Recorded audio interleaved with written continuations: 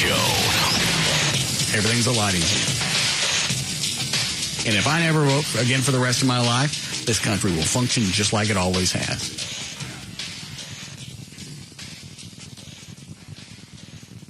Just be glad I ain't running nothing. Yes. Or carrying a badge. Yeah. You don't want me running this country because somebody else pisses us off again. I'm going to go Garland on them.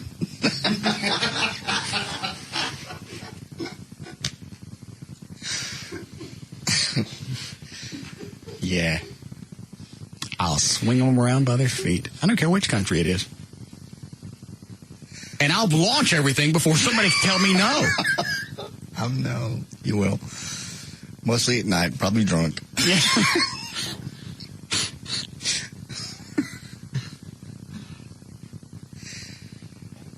Bunch of god reckies. Yeah. He's got a bottle of Jack. You can't keep him out of that room with the buttons. Don't let him in there. He's got the drunk launchies. You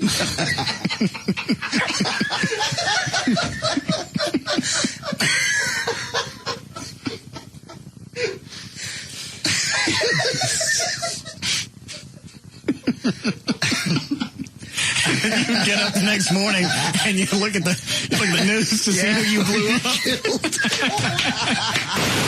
Jeff? Yes, sir? Did you say you weren't going to cover up the banners of the logos? No, I can't. Yes, you can. No, they're going to be parked back out of the way. No, they're going to be covered up. Even if they're not even anywhere close? Exactly. Why can't I just... I don't want any radio station signage anywhere around this parade. There will be none. There will be none. There will be none. No, I don't want it. But my people have to get out there. Then you take paper and you cover up the logos on the vans. Russ, that's ridiculous. You want to stay in this market? Of course I do. Well, then you don't argue with me. This is not a force you want to come up against. I'm the green-eyed Manalishi with a two-pronged crown. What am I? Yeah, you're the green-eyed Manalishi with a two-pronged crown. Yeah, that's what I am. Yeah, that's ugly. Oh, okay. It's bad. I'm the bald-headed guy from The Hills Have Eyes. That's even worse. That's kind of cool. No logos in the parade anywhere around it. Well, they're going to be... No logos anywhere around the parade. They're not going to be around the parade. If I see one... Here's what's going to happen. If while I'm at Texas Stadium and I see one van with one logo, I'm going to slash every tire on every van, and there are going to be 300 cops to swear I was someplace else. F with me, find out. You pull one van out there, and you're going to have to tow them back home. Hi, Johnny. Hi, Russ. Okay, so what else do you have? You got rid of the freak dogs. Well, we have, they weren't freak dogs, but we have a 1.5-year-old Boston Terrier.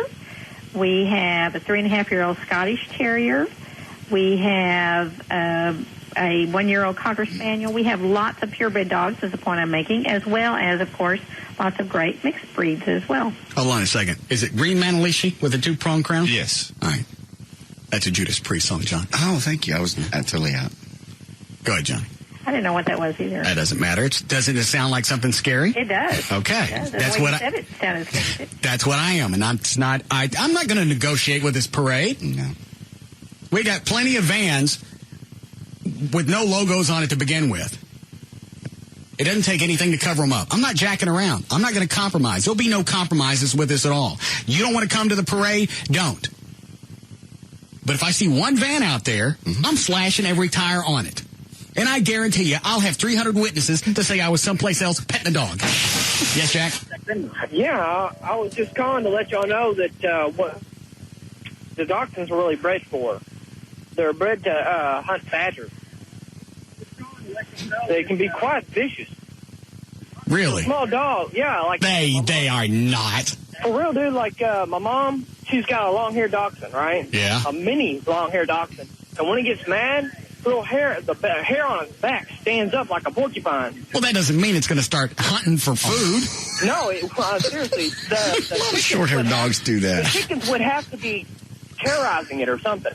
Because they're like quite like Yeah, that chickens dog. are like that. No, yeah, they'll sit on the other side of the fence. They'll talk about it. You can hear the Stay out there, dude. All right, thanks. Chickens don't terrorize dogs. Yeah, they'll taunt you. They will. They'll be on the other side of the fence. No. They'll play freeze tag. They won't let you in. The Russ Martin Show.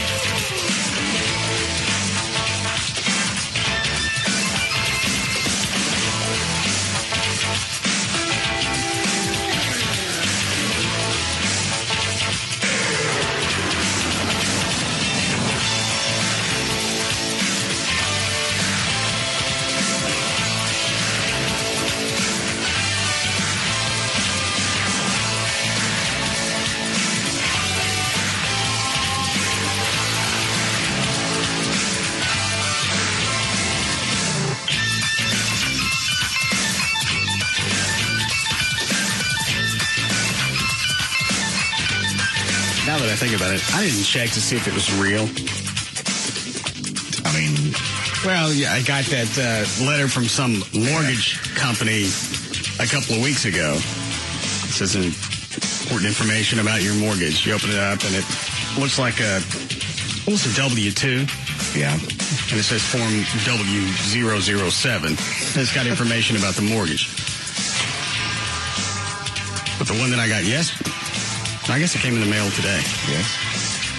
No, it was yesterday. This one's from the IRS. What did they want? I bet you do. I bet I can guess. I'm standing over here. So they had an inquiry about my taxes. Yeah. Where the hell they've been for 4 or 5 years? Am I close? Sort of. Yeah. What'd they say exactly? Said that they wanted information on my 2005 mortgage deduction, which is absurd because I ain't filed for 205 yet. 2005. It was behind 05 and 06. Okay. 07 ain't due yet. No. Well, What? it gets reported to them. I'm sure what they're interested in is the drastic increase in interest between your Plano house and what I'm paying now? Yeah. Oh. So you think that's all they want? Yeah. All right. Then they'd like you to file, probably. Yeah, that too. Well, if I file, they're going to owe me money. Yeah, they don't know that, though. They probably do. How would they know? Well, you can look and see what they've already taken out, which is close to...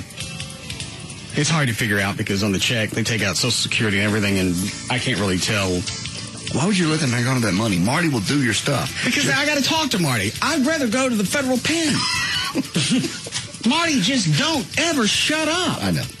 Now, he'll hear this today. He's a night- and no. He'll be on my message. He don't call you anymore because you don't pick up. He'll be on my phone tonight. Yeah, send Chuck. Oh, me. Hey, Marty's been calling you? Oh, yeah. Oh, good. Don't worry about it. I've been missing him. Now he's going to call you. Kidding.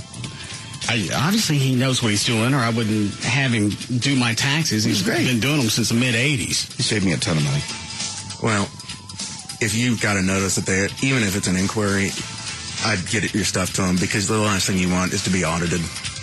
Weren't you audited? Yes. How long that take? Start to finish, probably 15 months. Why so long? Crank the ear down in here. Well, because when they audit you for 1 year, they then have the right to look 1 year past that year and 1 year ahead. So they can go back and scope you out for 3 years. Yes. So how many years did they do on you? 3. Yeah. You get busted on anything? Not really. It just, by the time you pay attorneys and accountants and, even if... Who did your taxes? Guy's been doing them since I've been working. Well, why wouldn't he just take over all of that and go do it? It got complicated enough where, he did a lot of it, but you still have to pay him. And he's in Amarillo, so I had to pay for him to fly here, fly back. And then if they get you, even if they get you for $1,000, you're talking about 4 years later, with their interest rate. I think the interest was that bad. Was it like, more than 10%? I think it's 23. Yeah, you get interest and penalties. Yeah. And it's kind of their discretion, it seems. As much money as they take out of my check, I really should get little smiley notes in the mail. Chocolates. Just something. Just something on the secular religious holiday. Just something. Thank you, Easter Bunny. No. You need to file. I'm going to file. Get all the stuff to Chuck. Make him do it. Because I've got an ass load of cash coming back just because of the mortgage deduction and the part of the house that I use for the office and band stuff because that's work related and whatever else. Great. It's just a matter of sitting down, and I got probably 200 pages of crap to go through for each year for receipts and everything else. Yeah. That's something Amy can do? I don't want her touching my finances. Okay. Because then if something happens, she's going to eat it. Fair enough. Because if the government comes back, they can't do anything to her, but I can. Well, maybe have her organize everything. And she's already done that. Everything's laying out on the counter. She goes, there you go. Here's 05, here's 06, here's 07 if you want to get started on that. Everything's ready to go. All you got to go through is go through it and itemize. Aren't the federal pens the nice ones? Yeah, they have tennis courts and stuff. Yeah. You don't want to go to the penitentiary. Can't you pay Marty a little bit extra and just give it all to him and say... Well, he doesn't know what's business related and what's not. I have to go through it and itemize it out, break it down, hand it to him. And then he does everything. But he's still going to want to talk to me. I'd really rather go to the pen. It's sad the dejected look you get when you say that. Cause I'm not... JD, am I kidding? Oh, no, he's not kidding. And I love Marty. He's a great guy, but there is no getting him off the phone. We've done the joke before. House is on fire. I remember there was a fire one time where my dad lived in New Orleans. I had to go to his house. Oh, I did, too. Why'd you have to go to his house, Troy? When I was doing your mortgage, I had to get stuff. Yeah. How long were you there? It's for something that probably should have taken how long? 2 minutes. All right. How long were you there? 30. Yeah. And that's literally... it sounds like a joke, but I'm walking out. I got to go. Yeah. You get in the car. He's still talking to you with the door propped open. Finally, you just got to drag him a couple hundred yards down the street. He's a great guy, though. Just likes to talk, that's all. And the problem is, because I haven't talked to him personally in a couple of years, there's far too much that's going on over that span of time that I'm sure he's sitting on. I'm sure he has a blog someplace, a reminder of things to ask me about from the past 2 years. He'll start asking me about you, and I'm like, Marty, I don't know. I mean, I'm not being rude. I don't know. Why don't you call Russ? He never answers the phone. I don't know. And I'm sure. Does he ever ask you about the show? Oh, because it's real. Did that really happen? Well, we're right in the middle of something about the taxes, okay? You had a household there, and now, when Russ got that pie thrown at him, what? Where did that come from? It just hits him randomly, and you just want to get your stuff done. Then, if he wanted to visit for a couple of minutes, that's fine. Or give me some type of questionnaire. And then I can just fill it out, and he can read it at his leisure of things that I've done over the past 2 or 3 years. But at this point, now that I got a letter from the IRS, he's going to want to talk to me, and I'd rather go to the pen. It is a nice one. It's a nice jail. What is this dish you handed me when I walked in? That is Barack Obama's pastor talking about... he's giving a sermon about poor black people, and he references Hillary Clinton in a way that... Colorful? Yes. Really? What choice of words? People have to put up with.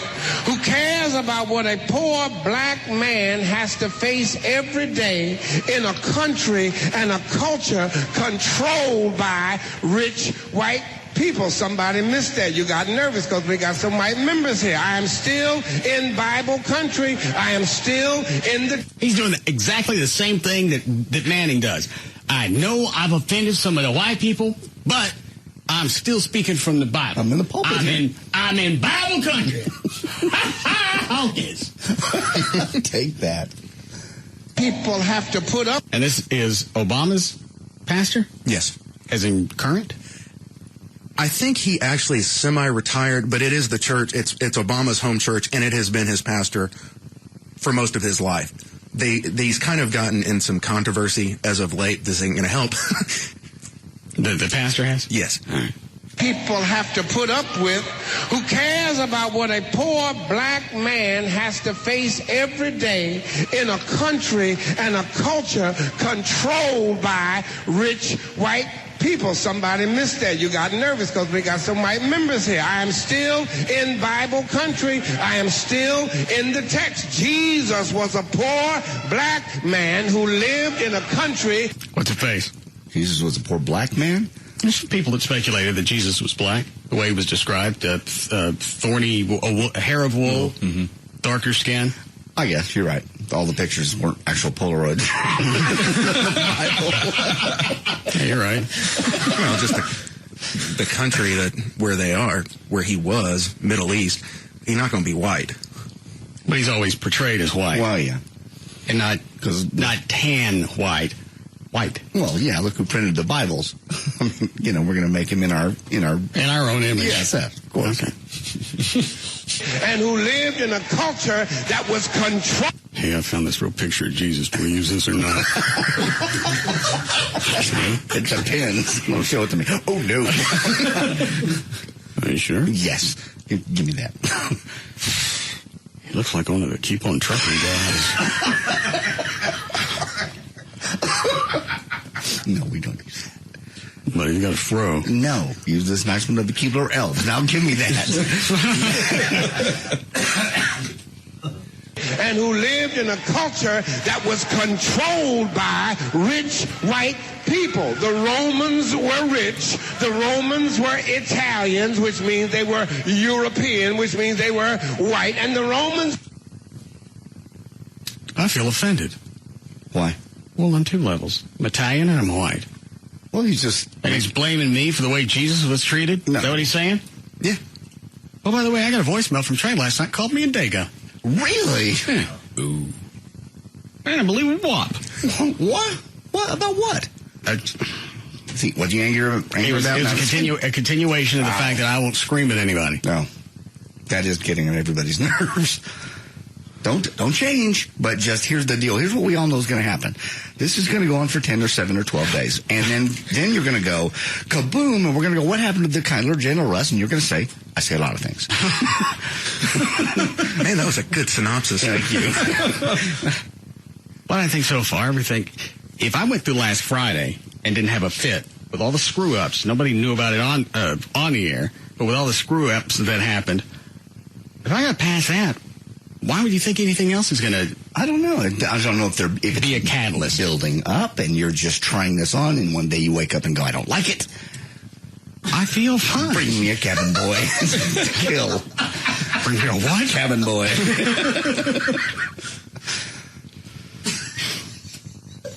And I knew something was up there eating at you, all of you. What are you laughing at, Dan? I wonder if Chloe and I are thinking the same thing. When JD just put you in that position, I thought you probably wake up one morning and sit on the edge of your bed. This sucks! What the? Yes, I'm thinking. Today they all die.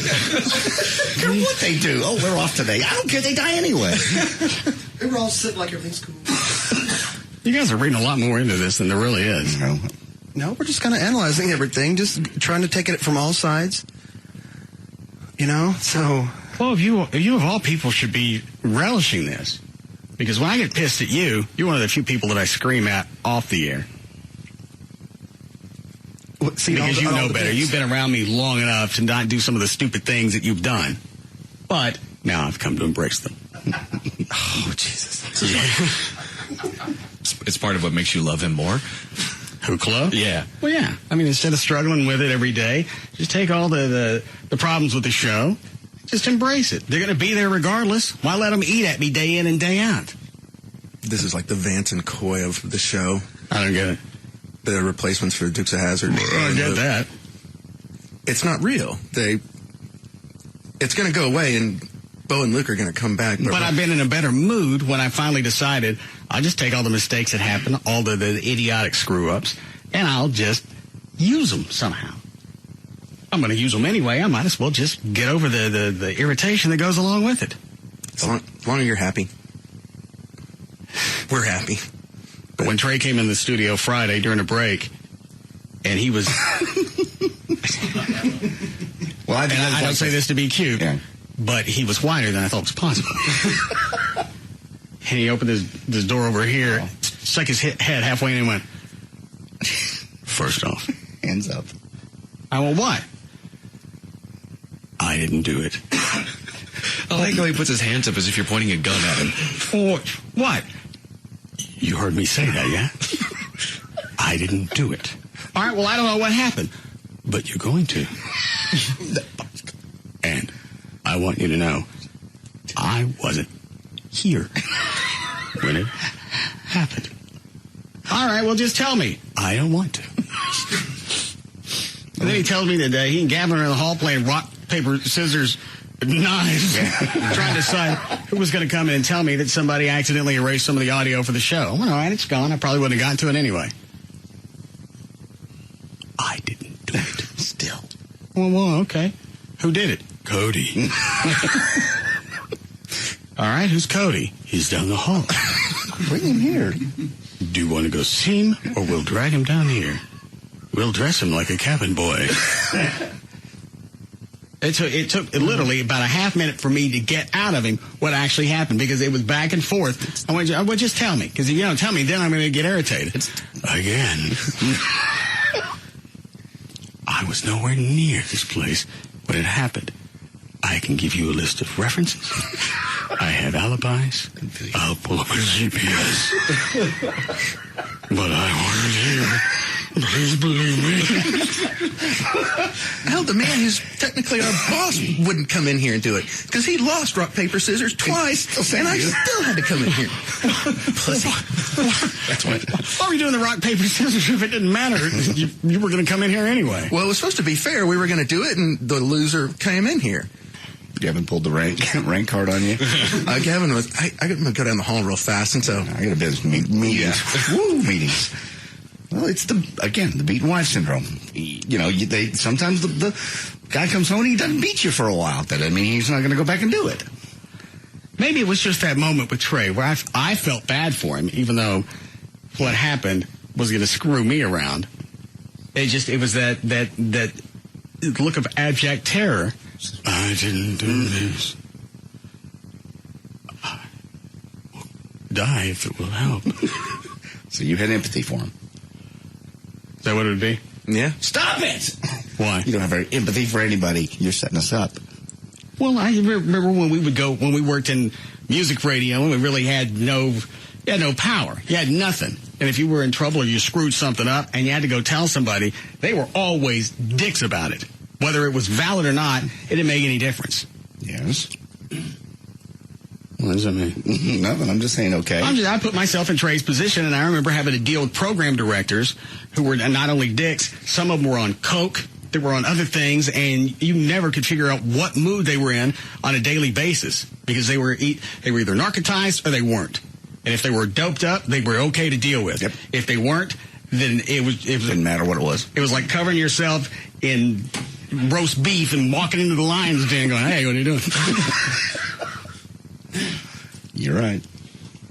So just the fact that Trey took a half a minute to, I had nothing. I don't have hands to do this. I couldn't have done it had someone wanted me to. I didn't even know how it happened. No.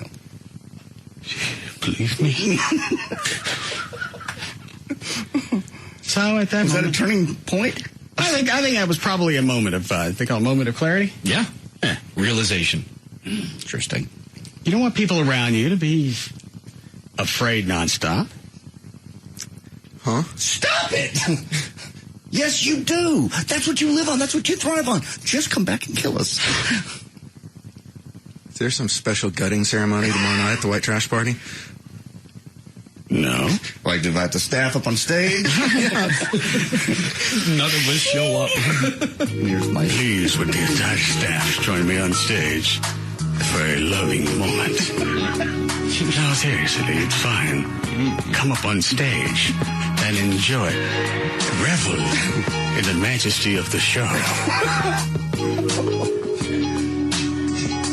And then I will cut you all from your ass to your head. But I will do it with love. Until next time. Trace, what? It's like, drink this Kool-Aid. A toast. A toast to my style. Wow, that's nice, boss. Thanks. Ignore the aroma. Smells a little acid, but... Well, it's okay. All right. Sometimes gasoline has a smell. I'll have mine here. Farewell. How long before we need a break? Oh, let me listen to some more of this. What's this pastor's name? Jeremiah Wright. Yeah. I have an email before we break. A real quick one. Go ahead. You want to do this first? Fine, it's up to whatever you choose. Oh, Jesus Christ. Somebody just said, Russ was curious about seeing Amy last night after spending some time with Amber, David Henry's assistant. Do you think you have a chance with her if the two of you were single? Oh, with Amber? Yeah. No. Okay. Really? In fact, are you saying that just to further the bit? No, I was actually thinking about this earlier today because you mentioned yesterday that you would have no chance with her because you can't buy her anything because she's not into that. But I remember not too long ago, a couple of years, you would woo women just on charm and personality. Like whenever people would say the only reason you get women is because of your job or your position, and you'd be like, no, I had women before. Why are you saying that? Because I actually thought about it. Because you're an outstanding individual. I may have to go in the hall and laugh.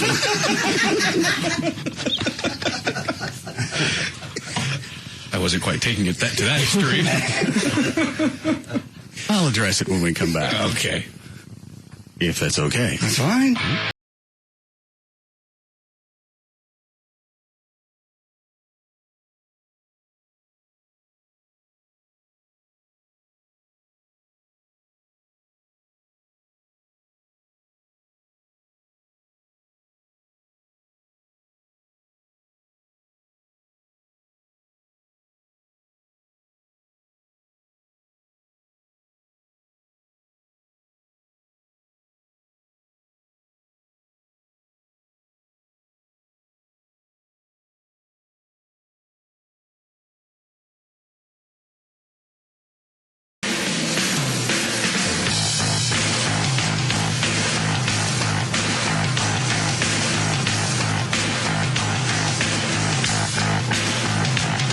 Now, back to the Russ Martin Show.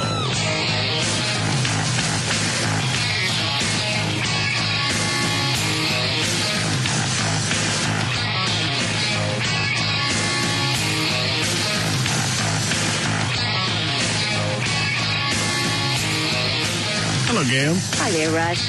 What do you got? I've got Texas Motor Speedway and a load of rebar that spilled and is blocking a ramp until 8 o'clock tonight. Eastbound 183 ramp to Loop 12, Walton Walker southbound. That ramp's going to be blocked. They're saying it's rebar, and it'll be there till 8 o'clock tonight, so plan accordingly. On northbound 35 before Inwood, the two right lanes are blocked by a wreck. Traffic is backed up to I-30. FM 2499 past Gerald, there is a crash.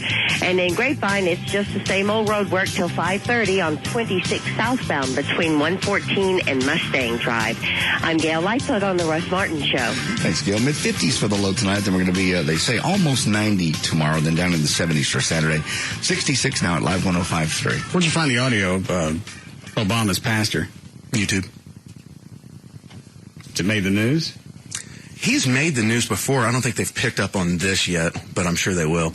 They had Louis Farrakhan come in and speak at their church, and evidently he admires him. So Obama does, or this pastor? This pastor. Obama's really had to dance a fine line, and this will. I believe I would shuffle away from this one. Yeah. This will bite him in the ass. We haven't got to the worst part of this yet either, right? Oh, no. Oh. People have to put up with, who cares about what a poor black man has to face every day in a country and a culture controlled by rich white people. Somebody missed that. You got nervous because we got some white members here. I am still in. All right, so I got a feel for this. Who's he bagging on? I mean, I know he's talking about white people right now, but he said you have to be able to understand. Who needs to be able to understand? He's talking about to his community, the congregation, about basically much like Jesus in Jesus' times, that it was run by rich white people. He's basically saying America's run by rich white people, and he starts in on Giuliani, Clinton, and how Obama, they don't understand what it's like to be a poor black man, but Obama does. All right, so he's selling Obama as how much further he's come than anybody else because of the. Oh, we got to have a cage match between this guy and Reverend Manning. I'd pay for that any day. So is this pastor basically, from what you're saying, Trey, comparing Obama to Jesus? Yeah, you can make that inference. Okay. In Bible country, I am still in the text. Jesus was a poor black man who lived in a country and who lived in a culture that. Where was Jesus born? Bethlehem. Yeah. A lot of Jews there? Uh-huh. Yeah. I mean, black people you think were born in Bethlehem. At the time? Yeah. I mean, the area was pretty much inundated by but Jews, wasn't it? Mm-hmm. Well, it'd be an argument that at one point Jews were of darker skin. Oh. And then as they migrated to Europe, they became white. Oh. Well, so Sammy Davis Jr. was old school. He was Jewish, okay. wasn't he? Yes. Okay. That was controlled by rich white people. The Romans were rich. The Romans were Italians, which means they were European, which means they were white. And the Romans ran everything in Jesus' country. It just came to me within the past few weeks, y'all, why so many folk are hating on Barack Obama. He doesn't fit the model. He ain't white, he ain't rich, and he ain't privileged. Hillary fits the mold. Obama doesn't have any cash? Said I guess that he didn't. He grew up with a single mom. I think I heard somewhere his estimated overall wealth or whatever it is just over like $1-2 million. Oh, but I'm still confused. All the people that are hating Obama is what he said. Who's hating Obama? He's leading the race. Well, yeah, you're right. In that aspect, yeah, he's slightly ahead of Hillary. Yeah. So obviously there's not a lot of hating going on unless you go back and use Reverend Manning as a template. Well, he wouldn't be a template for anything.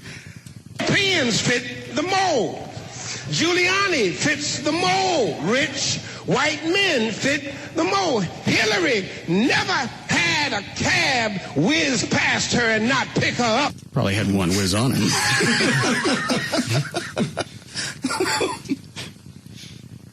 I'm still missing this. You have to know the plight of the black people to be able to run for president? This one I don't understand his point at all. All right, maybe people are not hating Obama. That's his premise is because he's black, he doesn't fit the mold.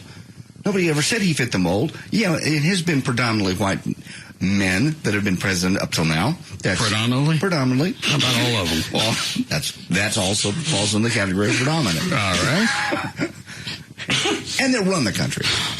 It's our history, and things are changing. And people aren't in the streets. Do you know something about one of the presidents? I don't want to talk about it. No, I'm talking about predominantly run the country. Something sneaking around in the White House woodpile? I didn't finish my statement. Hold on, what, Trey? It's a dancing tears. And then run the country was my next statement. president and run the country. There are a lot of black CEOs. But you said this country is predominantly run by white men who were president. They were president and run companies. What are you laughing at, Dan? I just have it's just a visual in my head. I can't really explain it, but it's just making me chuckle in addition to what he said. It's like you're looking at all the pictures of all the presidents. Yeah, you got all the presidents together for a nice group shot. Hang on. Say. Who's he? Because her skin was the wrong color. Hillary. You think maybe what? LBJ was black? No. We've been bamboozled. No, there was no. There ain't no way a white man would have a yang that big. And nickname it Jumbo. No, he wasn't black. There's no way you'd have a white man in the White House with a crank that big that'd been digitized. All the presidents of the United States have been white, including LBJ. All right. Never had to worry about being pulled over in her car as a black man driving in the wrong. I am sick of Negroes who just do not get it. Hillary was not a black boy raised in a single parent. You don't know that. Especially if you buy into JD's logic. Yeah. It's up for grabs. Back this up. Although I would love to have Hillary, say that in her next campaign speech. I was a poor black boy.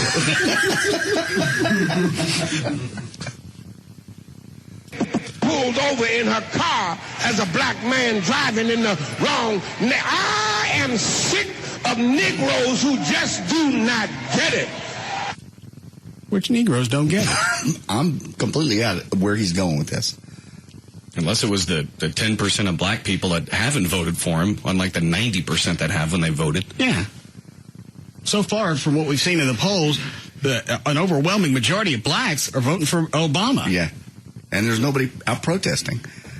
What's the protest? I'm saying there's nobody out. There's nobody out. Shut up, everybody. Please let me walk out of this. There's nobody. His point is. You want my handgun? Because it'd be a lot quicker. No. You guys don't understand. Because you're white men. You don't understand what I was saying. All right. Explain it to us. Predominantly, the room is white. All right, good call. I even forgot what I said now.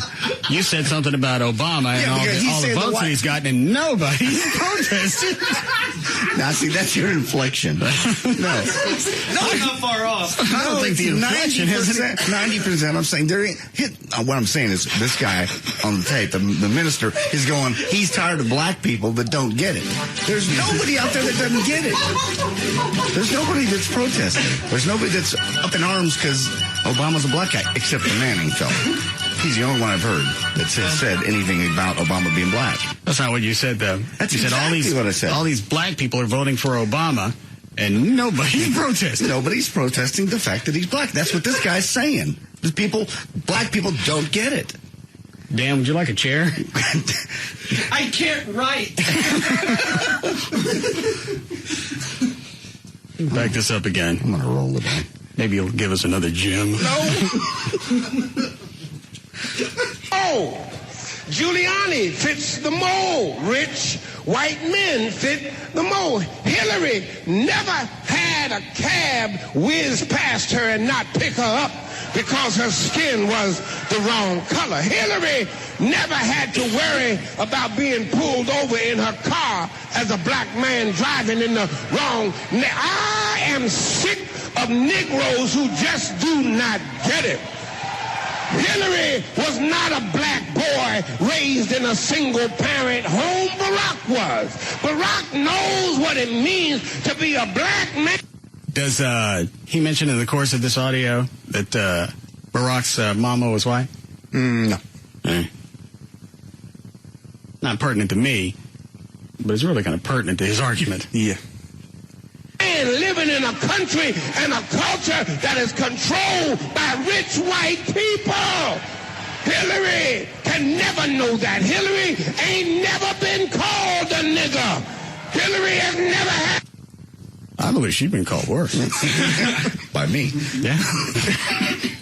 Other people defined as non-person. Hillary ain't had to work twice as hard just to get accepted by the rich white folk who run everything, or to get a passing grade when you know you are smarter than that C student sitting in the White House. Oh, I am so glad that I got a God who knows what it is to be a poor black man in a country and a culture that is controlled by and run by rich white people. He taught me, Jesus did, how to love my enemies.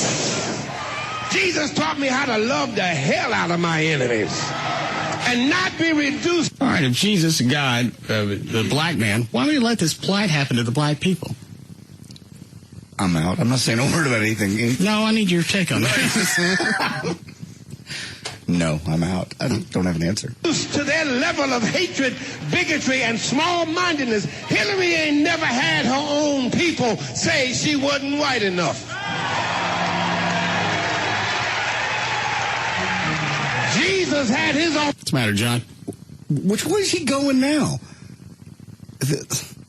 Hillary's never had... Because some people have said Barack isn't black enough. Again, a reference to his white mama. But, now I get this.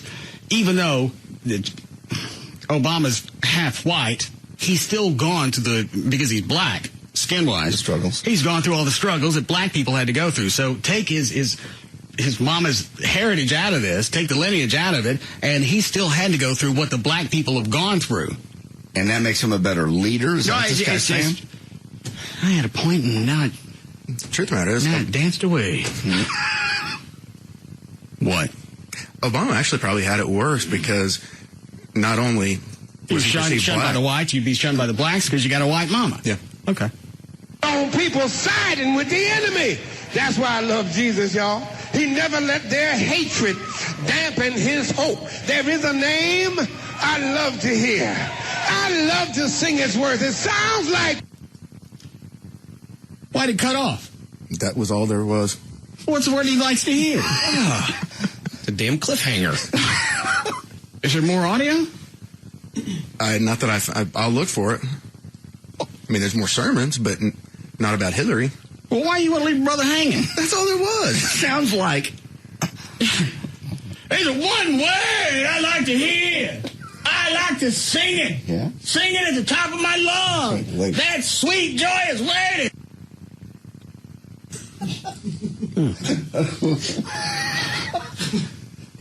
Wonder why the audio would cut off there. I don't know. There were 3 clips and they were all the same length. All right. It's a great teaser to go into the church to see if he finishes it. So how long has Obama been distancing, moving away from this guy? I think since about last year and a half. Well, because Obama wants to, he's trying to appeal to everybody. Black, white, doesn't make any difference. And if you got your pastor doing nothing but bashing on white people, then that kind of, you're not as broad at that point. No, it seems to me only black ministers will think this through. No, don't say it. Say it now. They're the only ones that are making this racial. The only people I've heard so far is this guy Manning that making any of this racial. Yeah, and they're on both sides of it. Yeah. This guy, what's his name? Jeremiah Wright. All right. Reverend Wright said, you know what, forget the fact that his mom's white. He's gone through all the plight that black people had to do in different parts of the country. Right. Reverend Manning on the other side said his mama's white and he ain't black enough. Which doesn't make any sense. And it has nothing to do with the qualification for president. At all. And they're the only 2 people I hear saying this. Okay. Anything else before we get to next? No.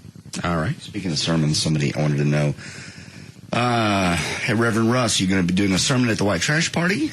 Or what about those new characters you've been doing, Reverend Manning, or that Latin porn actor you've done this week? I got to burn out the Latin porn actor. Oh, no. Oh, no. Somebody was on hold during the break, said they were tired of it. And you listen to people when, and that's probably that same dork that calls in and says at the end of everything, he says, Mother Lewis never do that. Bring back Ron and Dawn. Bring back Ron and Dawn. That's his other one. I don't know if I've got time to do any of that. Do a sermon? That's, one day it's... Well, you going to speak fire? I don't know that I got the fire thing down. You had it going a little bit yesterday. I had too big of a spray. Too big of a spray, or you weren't close enough to the fire? I don't know. I think the first time you held the fire too far away, but I don't know. Well, you don't want to hold it too close because it's going to come back on you. It's somewhere in between. And because when I sprayed yesterday when we were trying this, my spray went out too wide. You got to blow as hard as you can, but you got to keep it more concentrated. I don't know. That's got disaster written on it. Why? What if you haven't done it very much? You started yesterday. Didn't seem like it was that big of a deal, and it didn't seem as dangerous because the guy that came in yesterday was using rum. Chloe was using tiki torch fluid. Yes, he was. And he had it in his mouth, and he lit it from his mouth. You're lighting it from a bottle that's halfway arm length away. That's what I like about the way this new guy did it. Did we keep any of that 151? Yes. Would you fetch it for me? How long before we need a break? 2 minutes. Okay.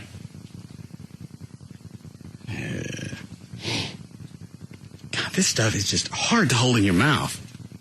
A long time ago, I used to drink that. Does David Stone drink this? Because this is what he likes. Does he drink this straight? I don't know. I'll ask him. I don't see how you could. I used to mix it with Diet Coke, and it's still harsh. Why were you drinking this? I don't know. You could drink regular rum. I don't know. It was one of those. Because you got the buzz so much quicker. Oh, dude, this is what, 151? Mm-hmm. Yeah, you have as much kick you on your ass. I need a beer bottle or something I can put rags in so I could light that. Here, I got a water bottle. We'll just empty this out. I need a lighter. There you go. Okay. Thank you. Now, did he dip this in the 151, or did he just kind of sprinkle it? He sprinkled it on there. Yeah, he had that bar pour tip. So he doused it? Yeah. So what if I just dip this in the cup of 151? Maybe too much. If you just do the tip of it, I think you'll be all right. Like this? Yeah. Mm-hmm. I like that. That's good. I don't know if I'd stand there if I were you, Chloe. This is where you're going? All right.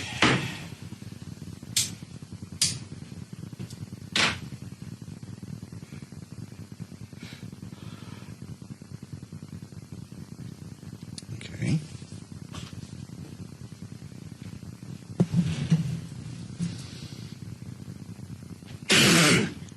No. I think you need a bigger flame, too. Up by my tongue.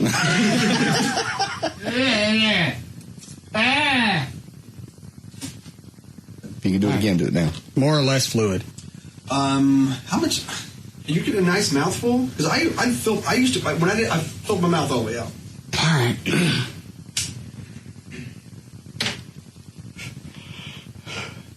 Just concentrate the spray.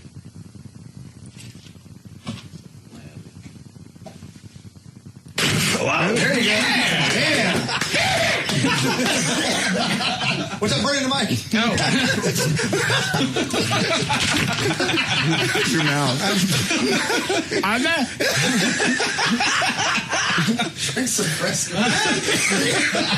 That was a good one, though. That's the best one you've done so far. What's the matter? They're just putting that stuff in your mouth twice. Yeah. Yeah.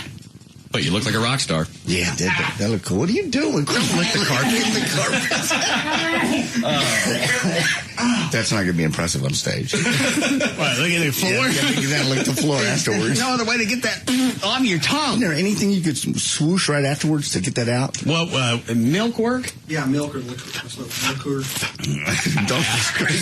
Don't think scraping your tongue with your fingers is going to do it either. The flame looked big from my angle. Yeah, it was good. That was a good one, yeah. That was almost as big as the one he did yesterday.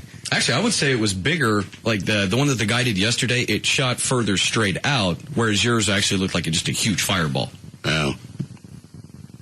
I think I probably want to go more for distance, wouldn't you? Yeah. Because it felt like it came back on me for a half second. I could feel the heat. So we need a break here? Yes. All right. We'll be back to the Russ Martin Show.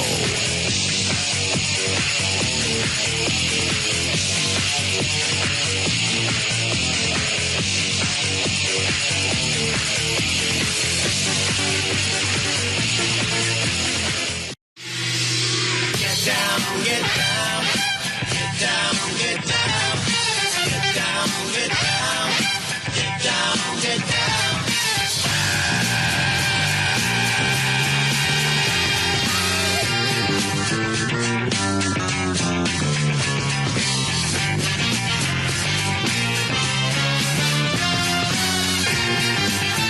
Now, back to the Russ Martin Show. Get it. Feel the funk, y'all. Let it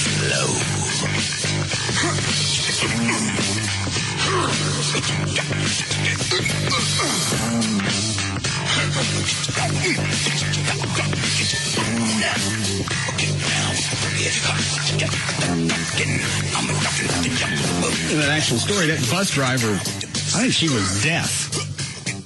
I don't think it was just the kids on that bus that were deaf. I don't think that's the way it read. I went back and looked at I watched it on the news, and now granted, she took care of the situation and made sure all the kids were fine.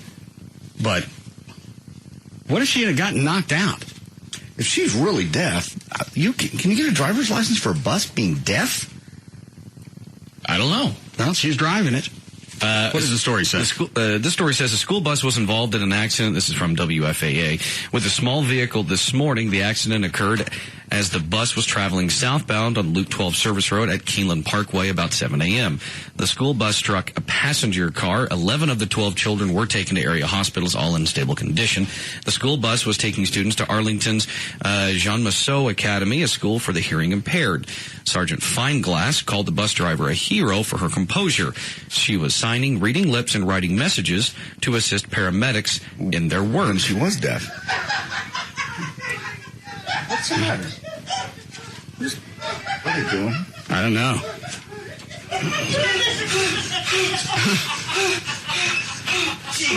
What the hell? What's the matter?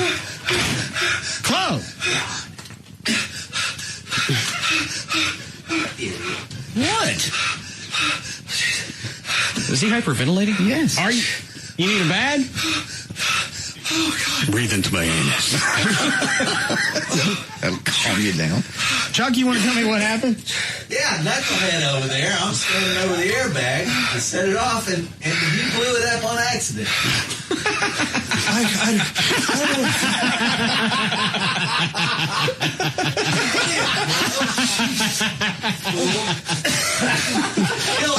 How did you set off the airbag? I was barely even, the clips weren't even really close to the thing. It just blew right up at my face. I told you not to touch it. It's funny because you're not dead.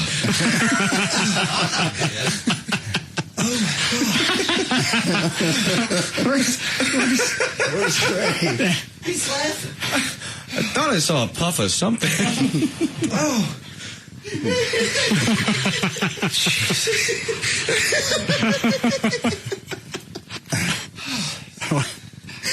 No more on my stuff. You want to give us your take on that? Close says he just fidgeted around with the airbag and it goes on in his puss. We've all been saying to everybody stay clear of those. Don't even give them to the carpet because the carpet can give you static. Well, they were out there. They're supposed to be wiring it, and then you set it off. What are we using, a 12-volt, 9-volt? Just a wall transformer. Okay. And then we've got a console built that I had built 3 or 4 years ago for this, and it's got toggle switches. It's got the master switch. Just hook it up and you turn the master switch on, and then you can fire off a series of airbags. We've done it several times. Well, we haven't done it in years, and this is the first time Chuck's played with it. Well, nobody got hurt, so he's right. It is fine. Dan's right. So what happened, Trey? look over close, bent down, jacking around, and all of a sudden, boom.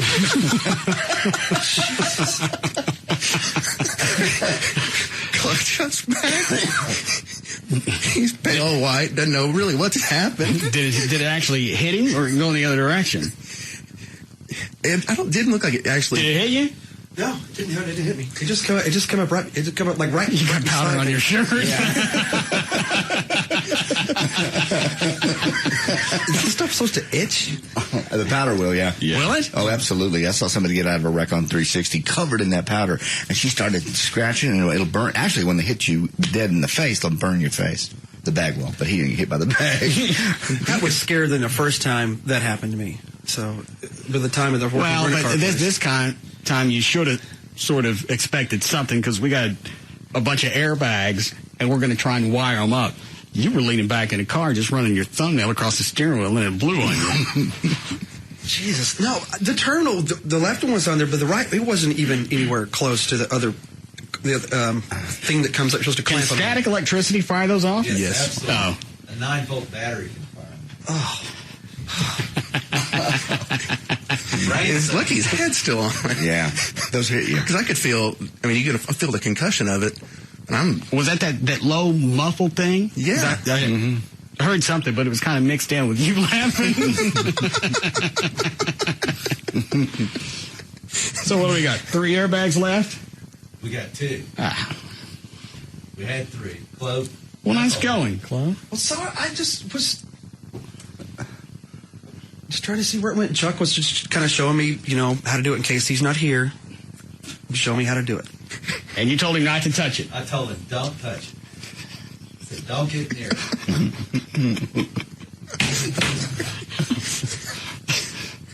The best part of that was that low thud.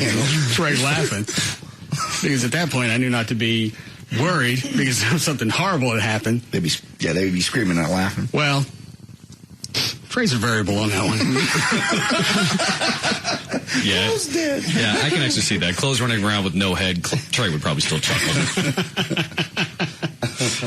Chloe comes in hyperventilating. This before you came in, Trey. Still no clue what happened. I just know you're in a hall laughing and Chuck's calling Chloe a dump. Could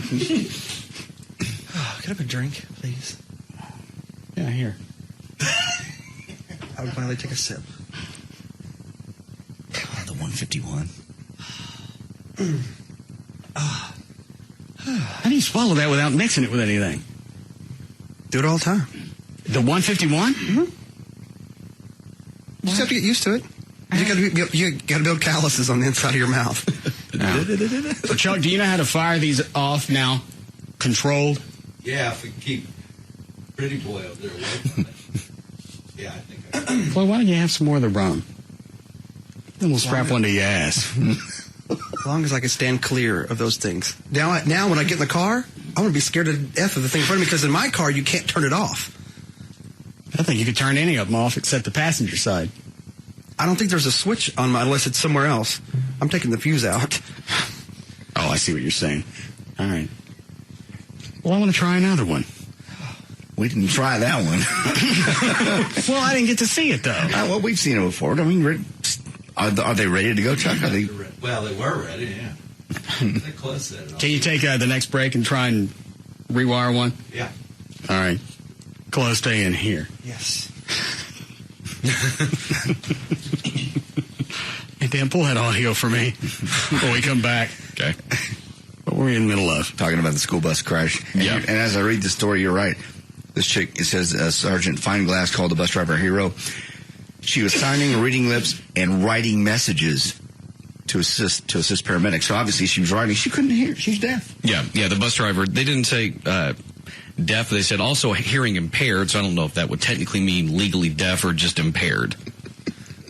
They're still having fun with the airbag. Yeah. Kind of is. You're okay. Everybody's fine. Yeah, Dan said it's funny because you're not dead. I feel so I didn't know that you could get. I guess you'd have to have a commercial driver's license to drive a school bus, wouldn't you? Gotta have lessons. Well, okay, that's more than just a regular passenger car, right? Correct. And you can do that when you're deaf. And I'm not slamming this chick because she obviously was there and she helped the fire department after. In fact, I think the story is, didn't she run the bus into something? Yeah, she hit her car. Yeah, they're still saying investigating to find the total fault, but... Now, what if she had been knocked out or hurt even worse There's no way and couldn't have communicated, couldn't have been the translator between the kids and the fire department? I mean, obviously you can load everybody up, but they called her a hero because she was able to communicate everything to the paramedics. And able to expedite everything. I just don't understand how you can drive a vehicle not being able to hear sirens or horns. I never really thought about it. And, again, I'm not bagging on the chick. No. But if my kids were on that bus, I really would like to have somebody that could hear. Yeah. So if somebody's coming through an intersection and they lay on the horn, you hear it. You're going to look, yeah. That's odd. Well, were there any serious injuries? No. All the kids are fine. Okay. How you feeling, Chloe? Getting there. Go ahead, Trey. Was the bus full of hearing impaired kids? Yeah. Yes. They probably, it was a school for the hearing impaired, yeah. It's probably hard to find a bus driver that can sign. And you would have to. Well, there's a lot of parents who have kids that are deaf that know how to sign. But they may not have the time to drive a bus. JD's right. I don't know how you get a license, especially to drive a bus full of kids, and not be able to hear. Luckily, this one played out okay. None of the kids were hurt. She was all right, so she could go back and tell the paramedics everything they needed to know. You're right. But was she completely deaf? It doesn't say here. Or is it one of those if you have hearing aids? I saw the video, and she's writing notes to the paramedics. So I don't know. Maybe she can hear, but she can't speak. It's possible. All right. Did we start news, actually? Not officially, no. All right.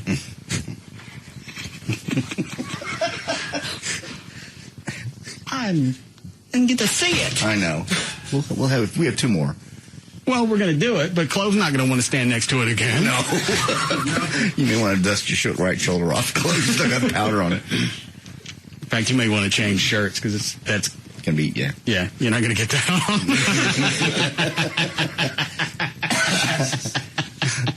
I love the shirt he happened to wear today says, I know Jack. All right. Do we have time to do news? Yes. All right. 4:35, Dan O'Malley's here with news. Thank you, Russ. Thursday, March 13th, 2008. Birthdays today. Karina Smirnoff turns 30. Emil Hirsch turns 23. If you don't know who he is, he's actually the star of the upcoming movie Speed Racer. Have you seen the trailer for that yet? Yeah, you know what? That's too hard to watch. It is weird looking. I think they said almost the entire movie was done in front of a green screen.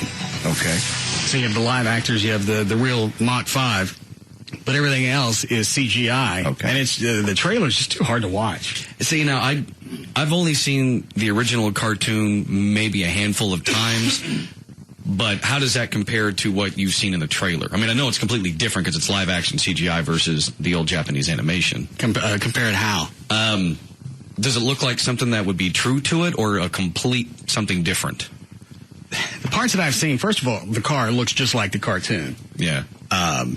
And some of the acting, it sounds like they tried to go back and mimic the Speed Racer, the pattern, because in the cartoon, because it originally came from Japan. Right. They brought it over here, and they translated it to make sure that the actors, their dialogue synced up with the mouths. They had to speak a little faster. Oh, okay. That's why everybody in the cartoon sounds rushed. Yeah. See that? And in part of the trailer, some of them sound like they're mimicking that. See, I noticed that in the trailer. I think it's Christina Ricci who's in it. I guess Speed's girlfriend in the helicopter. Yeah. I noticed one line she said, and it sounded just like the cartoon. So that must be it. But I don't know how many people are actually going to get that. I think they'd see it if it wasn't there because they're so used to. Because I can hear it in my head with that pacing of the really fast, choppy pacing. Choppy pacing. And I think if it wasn't there, it would be even more obvious that it wasn't the original cartoon. Obviously, it's the cartoon's 45, 50 years old by now. Yeah. How many people? Well, you're right. Reruns. Yeah, but I bet you start seeing a push of those reruns as the movie gets closer. I've already had a couple of theaters trying to book the Mach 5 for appearances. Can you do that? I'm going to rape them. As you should. As you should. Yeah. I had the car for 5 years. 6. You've had it longer than that, yeah. No. Haven't made a penny off of it. I made some money for the foundation. But if I book it, I'm keeping the cash. You should. It's your car. Well, I didn't get the car for free. I understand that. Nor maintenance or anything else. All right. Go ahead, Dan. Also celebrating a birthday today, Adam Clayton, the bassist from U2, turns 48. William H. Macy turns 58. Charo, still kicking at 67. Neil Sedaka turns 69. And born on this day, back in 1911, L. Ron Hubbard, Church of Scientology founder, author of Dianetics and the abysmal Battlefield Earth. I wonder if Scientologists celebrate that day like we do Christmas. That's a good question. I'm sure there's some kind of... You never hear that, but... I mean, they don't, but you never hear about the... You don't think something that they would publicize? Yeah. Well, they hardly publicize anything they do. Well, that is true, too. They like to keep their little circle. Why are you fanning yourself, Trey? I think I laughed so hard I just overheated a little bit. All right, go ahead. Also, on this day in history, back in 1781, William Herschel discovered Uranus, the seventh planet from the sun. It was the first planet to be discovered with the aid of a telescope. Southwest Airlines. Oh, God. Ah, yes. I remember the discovery of my anus.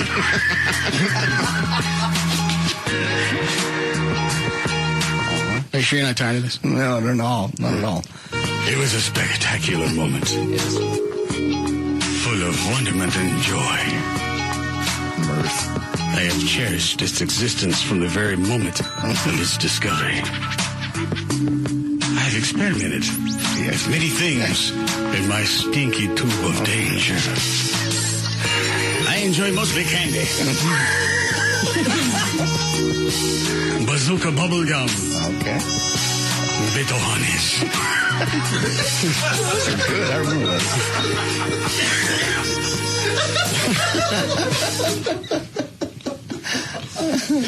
The bit of honeys is funny, but not the bazooka.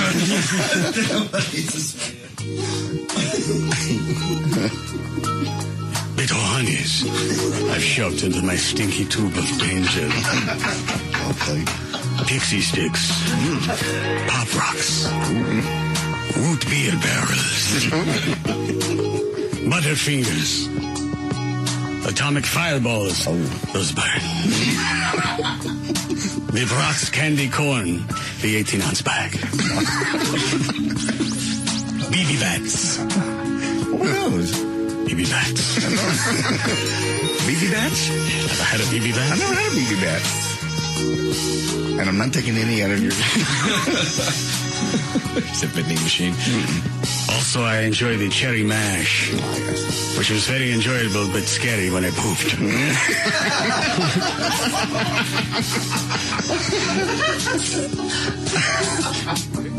How long before we need a break? 2 minutes. All right. Where'd I leave off? Cherry mash and a poop.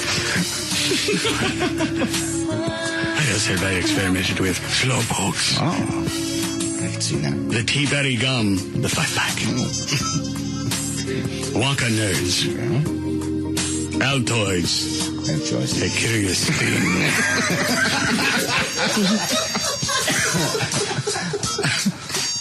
I so cherish the day that I found my anus. Yes. I had sort of a taffy in there. It's hard to get back out.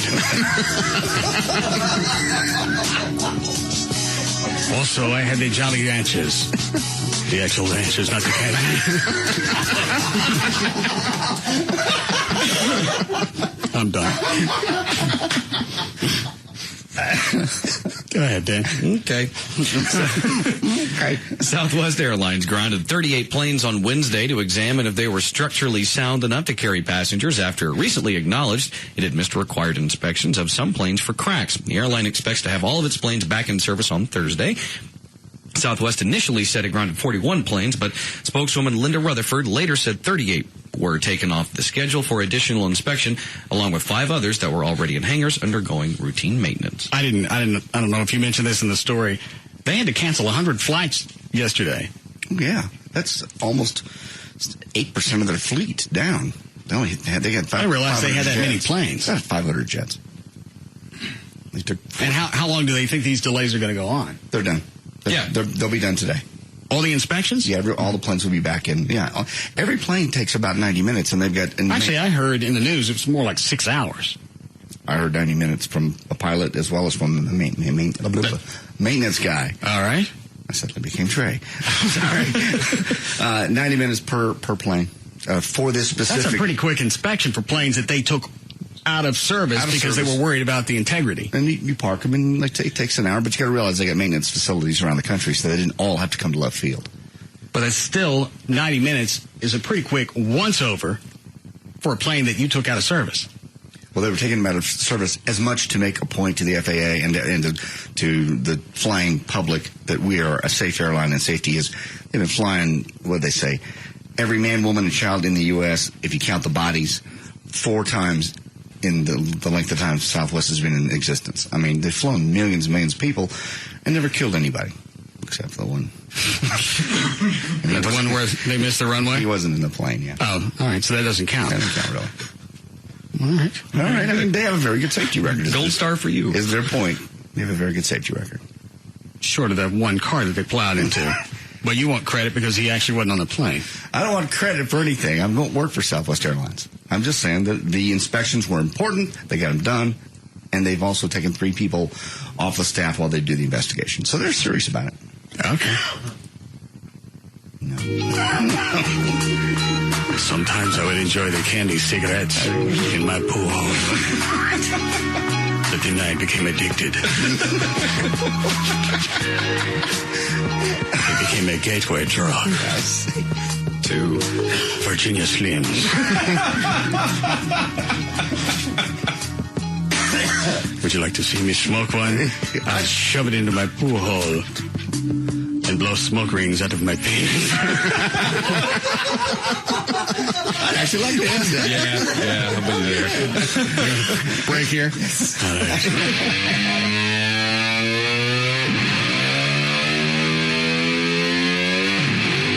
We'll be back to the Russ Martin Show.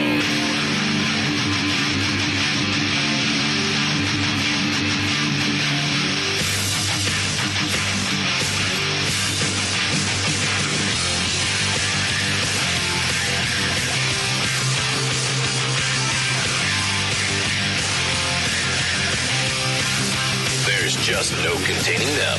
The Russ Martin Show.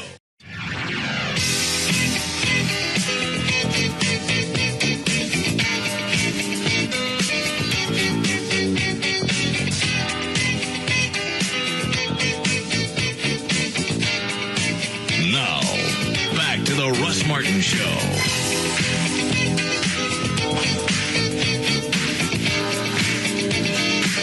Is that Gail? No, that's Tom Likas. What's he want? I don't know. He's just calling to talk to his buddy. Mr. Likas? Yes, sir. How are you, Thomas? I'm doing okay.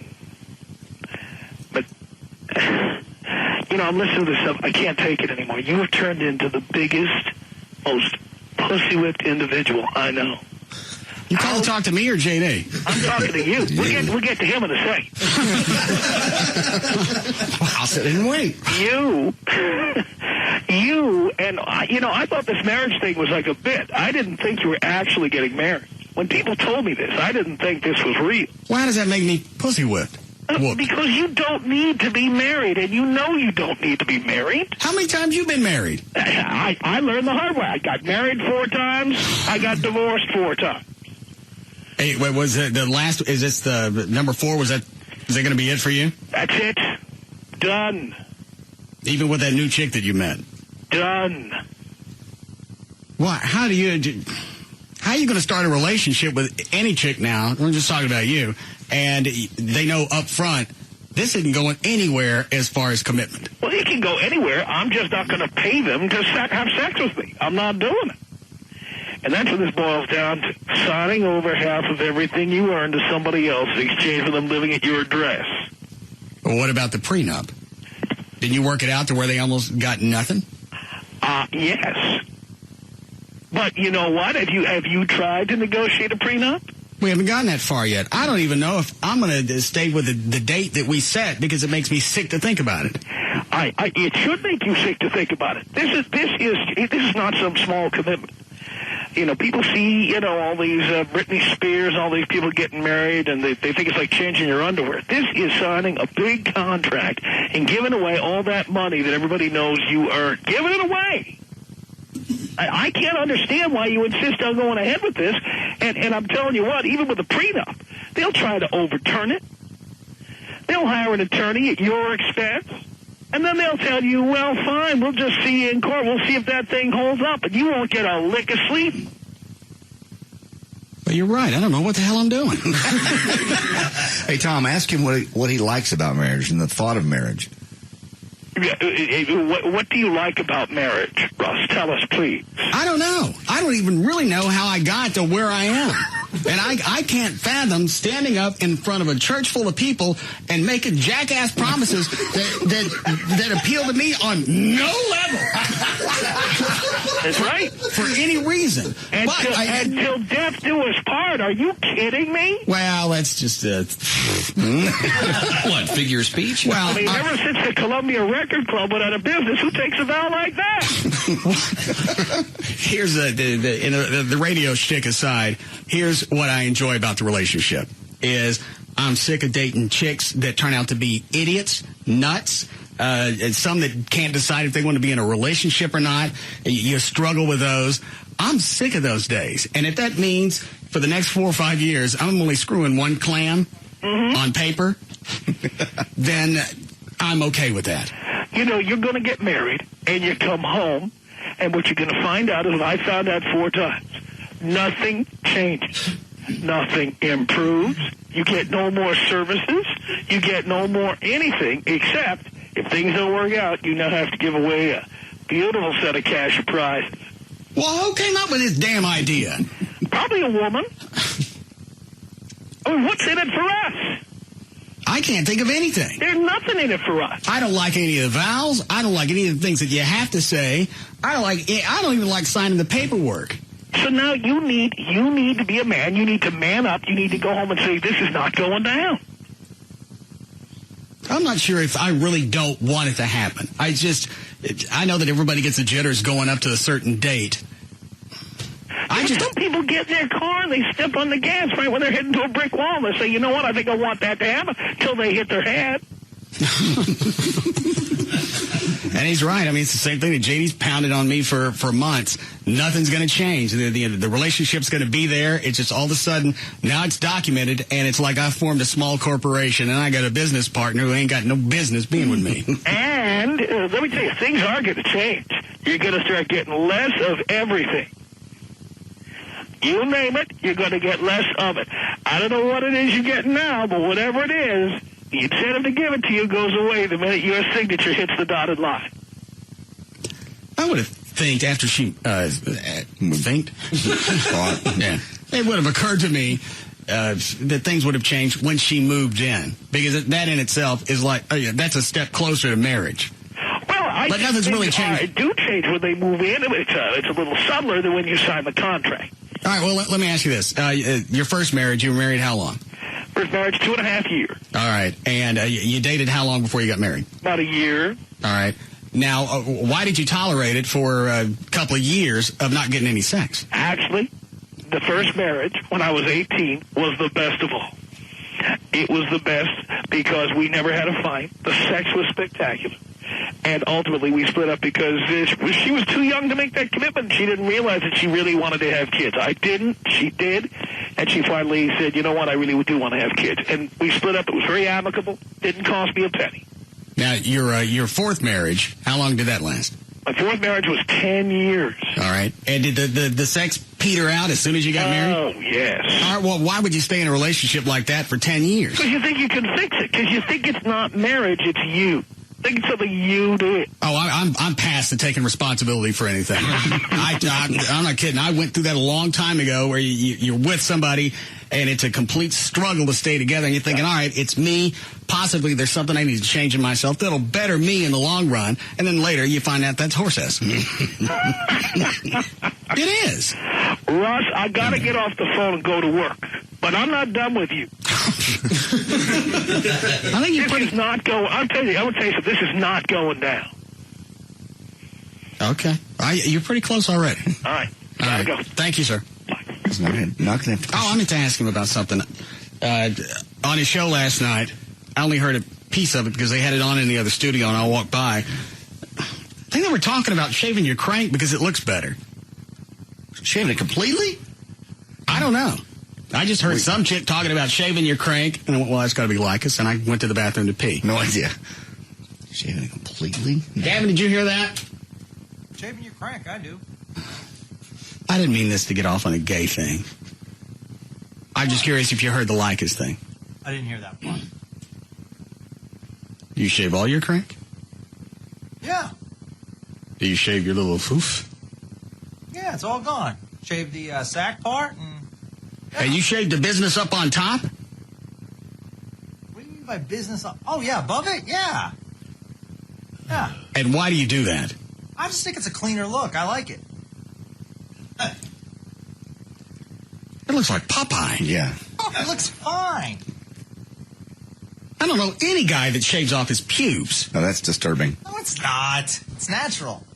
Now, I like to keep my sack and everything in that area, that trim, because it just looks nasty. And the older you get, the more hair you got down there, the more hideous it becomes. I mean, it looks like an old sailor. Yeah, I can see that. I can see that. See a little eye patch in your ball. Have a parrot sit on the end of your... But I've never heard of any guy shaving his complete pubic patch up top. Well, it's like obviously there's very, very light hair, but there's not it's not bushy by any means. I don't want to know about your bush. Well, I'm saying I keep it trimmed. How long have you done that? I don't think it's uncommon. Jeez, 6 years? What was the catalyst? Back when I was in Vegas and I was married. So... I don't get it. You lose it in the marriage? No. No. It was just it was bushy, and she made a comment, and then I heard Stern talking about it, and a couple of those guys did it. So. I don't think they're talking about shaving everything. I think it's about the sack and possibly if you have any stray hair. Like I have the one that grows on the end. No, you don't. Yes, I do. You don't have one that grows on the end. Yes, I do. No. My little catfish. There's no one on the end. I've seen the end of it. Sound bites. All right, is that Gail? All right. Hi, Gail. Hello. What's the matter? Oh, nothing. Just laughing. It makes me cough whenever I laugh. Oh, all right. What do you got? I have got, I'm not sure who he told me I've got. Let's go with Texas Motor Speedway. In Carrollton, northbound 35 at Crosby Road, you've got the two right lanes blocked and a backup to at least the Bush Turnpike. The other direction backed up to LBJ, this wreck involving an 18-wheeler. On the Bush Turnpike, speaking of which, eastbound at Marsh, you've got the two left lanes blocked and a backup to Kelly Boulevard. On northbound Walton Walker at Jefferson, there is a crash. In Irving, westbound 635 at Olympus Drive, that right lane blocked. It's heavy from 161. And then in Irving at the interchange with 183 and Walton Walker, you've got that rebar that's filled. Northbound Walton Walker ramp to eastbound 183 closed till 8 tonight, and eastbound 183 to northbound Walton Walker is closed as well. And Fort Worth's been doing great this afternoon. No accidents to report. Tarrant County's just doing a good job. I'm Gail Lightfoot on the Russ Martin Show. Gail, all right, 57 for the low tonight, and almost 90 tomorrow. Should be a beautiful day. In the 70s for the weekend, 71 now at Live 105.3. I don't know why Lycus has a hard on about this for me. Especially if he's been married 4 times, and his last marriage, it's not as if that was 25 years ago, and he learned a lot of things over that period of time. The last marriage just ended a few years ago. Is that right? Yeah. I would think with him, he sees a similarity between the two of you being successful in broadcasting and everything, and he knows that you do well for yourself, so you would have more to lose. Well, he was doing well for himself when he got into his fourth marriage. And that's why he's trying to impart that on you. It's like, don't make the same mistake I made, especially you, because we're in a very similar boat. But again, you go back and you run everything through a prenup, and you let her, even if I have to pay for it in the beginning, you let her, and I'm not saying I'm doing any of this, okay, as far as the marriage goes. I'm just talking to fill airtime. Okay. You let her go find her own attorney, has nothing to do with me. There's no pressure. Right. That way they can't go back during the divorce proceedings, say, you know what, she used his attorney, and she just went with everything that was going on. So, there was coercion, and we won half. Well, you ain't getting half. You and Amy. I'll burn everything up that I own to keep you from getting half. You and Amy have discussed the prenup. She's cool with it. No, we haven't talked about it. So y'all haven't negotiated anything? There's nothing to negotiate. Sure there is. When I get closer to that date, whatever it is, then I'll tell her, here's how the prenup's going to work. You go find your own attorney. I'll pay for it. And then our two attorneys will negotiate. You're going to have to give her something if you get a divorce. No, I don't have to. I think you do. I think it's consideration for the contract. She gets to live in that house for free. And I'll make that the consideration. That's normal. Not necessarily. There's going to be, you're going to have to put that, if she signs a contract, then she's going to be bound by that. In consideration for, you get nothing. When we get divorced, you get to live here for free, utilities for free, free car, free medical, free whatever. That's a pretty big compensation package. Nope. And as Tom said, she'll fight it. She can fight it in court. Go get a lawyer. And you're still paying for a lawyer. Her lawyer. Why would I have to pay for her lawyer? Depends on how it's settled out. Yeah. If they think she has a case and doesn't have any money. Well, she's going to come back and sue me. I'm going to have to pay for her lawyer? They'll ask for that. Sometimes they get it. And in the judgment. In the judgment. I'll torch. No, you won't. I'll burn. You won't burn anything. You're everything that I own, I'll to the ground. No, you won't. Yes, I will. You love all your stuff and all your tools. I'll burn half of it. No, you won't. I have bad news. Yes, exactly. The side of your house is gone. Well, we have even worse news. That was your half. Oh, God. There's got to be some way prenuptially that you can get past that. You can. Otherwise, why would they have prenups? If you're going to go back and challenge it afterwards, why have them in the first place? You probably protect yourself, but it's not 100%. I think that's what Tom was trying to get through to you. And if you were to, or if she were to go get her own attorney, and your attorney and her attorney were to negotiate the prenup, just by her having that attorney, the attorney's going to be fighting for more than just consideration of living in the house. You were talking about before we're married. Yes. All right. And just negotiating the prenup. Then I don't sign it, and then we don't get married. It's not a binding contract. The prenup? Yeah, if you don't give consideration. I think even Tom said he had to give this. Then you give her $20,000. I think Tom was talking. I think he said something like $200,000. Well, he makes more than I do. Well, you've got a lot. Then you throw down a dollar figure, and if she doesn't like that, we don't sign it. We don't get married. Then you get out. I drag your ass out of the house naked with your ass on the floor, with your clams screeching across the linoleum. Squeak. Squeak. There's a linoleum queefs. Please stop that. I'm not going to negotiate on that. Because I know we're not going to be married forever. I don't want to give her anything when we split up. She gets enough now.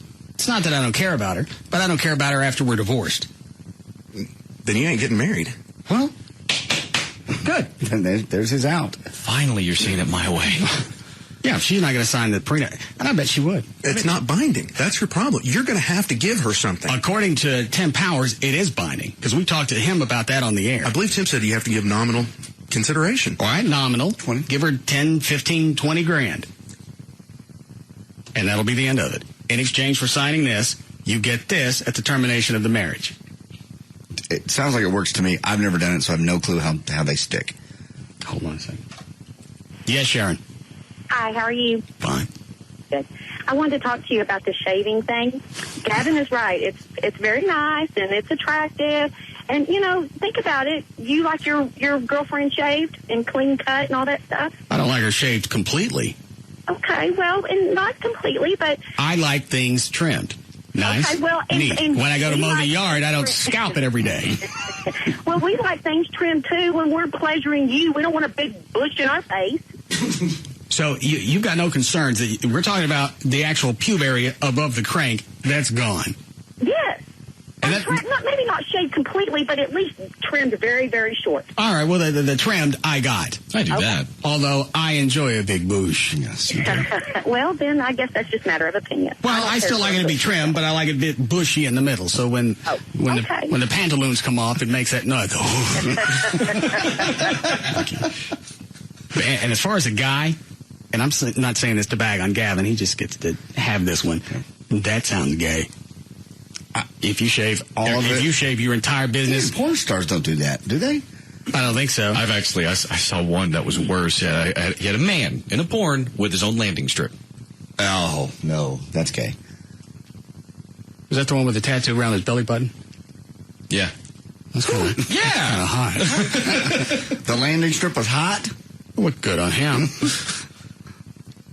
So we share porn stars now, you two? Well, you see a lot of the same guys in the same porns. Plus, if this is the same guy I'm thinking about, his crank is about that long. It's not 4 feet. It's about the length of this console. No, it's the first down yard marker in the NFL. No. This long. No, it's not. 4 feet. No. It may size it right here. It may look that way. And to make you feel better, all the girls he nails are 8 feet tall. No, very nice. Is he white guy? Why do you ask? Well, because traditionally black guys have bigger ones. There are a few white men with big penises. LBJ was the last one I knew of. Well, I didn't even know that. You speculated that he was black. I did not. That's what I got out of it. I did not say that. What is this audio? I'm sorry. That was the airbag. Oops. Oh. Can you actually hear any of the airbag? I heard some kind of low thing, but I don't think you could hear it on the air as much as I heard it. Yeah, I couldn't hear it in the on the audio off the computer, but I don't know if you'll be able to pick it up on the CD. You can hear Trey crystal clear through the wall. All right. The school bus was taking students to Arlington's Jean Massot Academy, a school for the hearing impaired. Sergeant Fineglass called the bus driver a hero for her composure. She was signing, reading lips, and writing messages to assist paramedics in their work. She was deaf. No, you can't hear it. No. Let's do it again. The school bus was taking students to Arlington's Jean Massot Academy, a school for the hearing impaired. Sergeant Fineglass called the bus driver a hero for her composure. She was signing, reading lips, and writing messages. All right. From this point, it comes in 3 seconds. Okay. To assist paramedics in their work. She was deaf. Yeah, I was talking over his head. What are you doing? I don't know.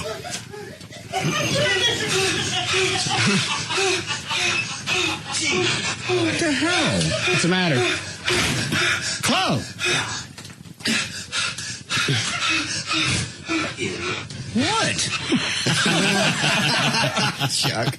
Some old man in the background. Well, you have Chloe hyperventilating. He's freaked himself out, and then Chuck in the back. Back it up a few seconds. How we doing, Chloe? Break. Now? Well, Chuck's been working on these for a few days, too. He's probably pissed off that we wasted one. Well, I am, too, because we only got 3. The last time we got that delivery of airbags, I think they sent us 15. I think it was. The whole box, Yeah, because we were going through them like every hour and a half. Mm-hmm. It was like Christmas. What's the matter? Chloe!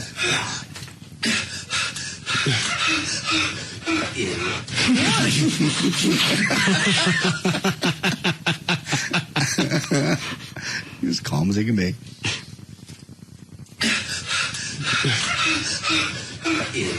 What? Is he hyperventilating? Yes. Are you? You need a bag?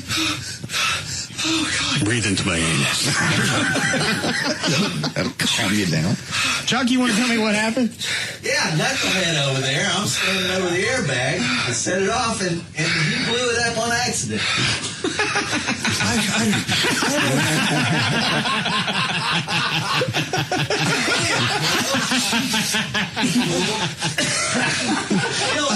How did you set off the airbag? I was barely even, the clips weren't even really close to the thing. It just blew right up at my face. My favorite part of this is Chloe, as far as in his head, is 2 inches from death. Yes. And as soon as we found out what happened, nobody's concerned. Well, we see he's alive. What? Chuck, do you have the next one wired? Yeah. Why don't you go ahead and go out there and get ready, and then we'll do that and go into the break. Do you need any help? Yep. Why don't we prop the door in case it's early? Is he hyperventilating? Yes. Are you? You need a bag? Oh, God. Breathe into my anus. That'll calm you down. Chuck, you want to tell me what happened? Yeah, knucklehead over there. I'm standing over the airbag. I set it off, and he blew it up on accident.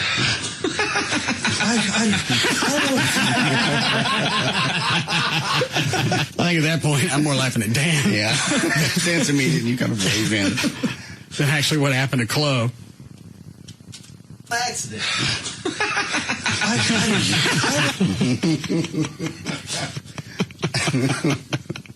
Put up on accident. Yeah, I'm laughing at Dan. I don't know why. Put up on accident.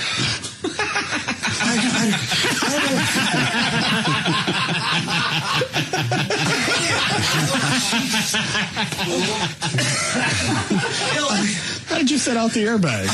I was barely even, the clips weren't even really close to the thing. It just blew right up at my face. Did not touch it. It's funny because you're not dead. And you're subtle. Such compassion. Yeah. I showed compassion. If you didn't have a head, I'd have cried. Chloe is still in abject terror, and Dan's uncomforting laugh comes in right. Put up on accident.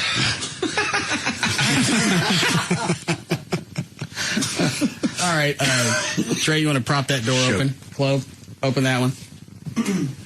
You want to take the wireless mic out there? This should be loud enough to hear when the door is open. Okay. Is he, tell him not to do anything yet. I can't see him. Well, then say it out loud. Chuck, don't do anything yet. I can't see him. He's in there. Trust me. Did you take his ears in there with him? Can't see. Let me turn the mic on in Gavin's office, too. We'll get it from different angles.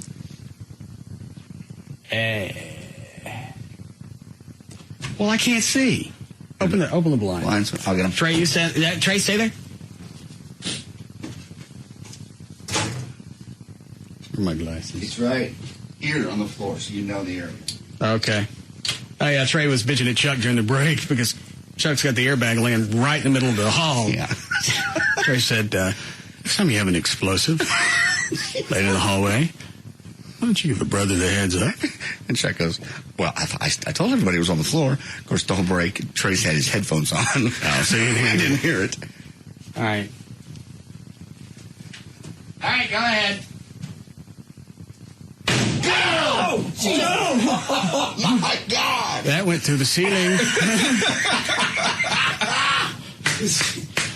Goodbye.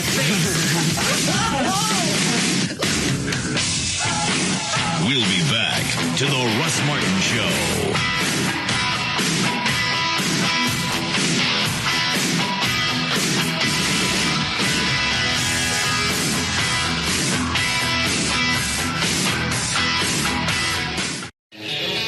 Now, back to the Russ Martin Show.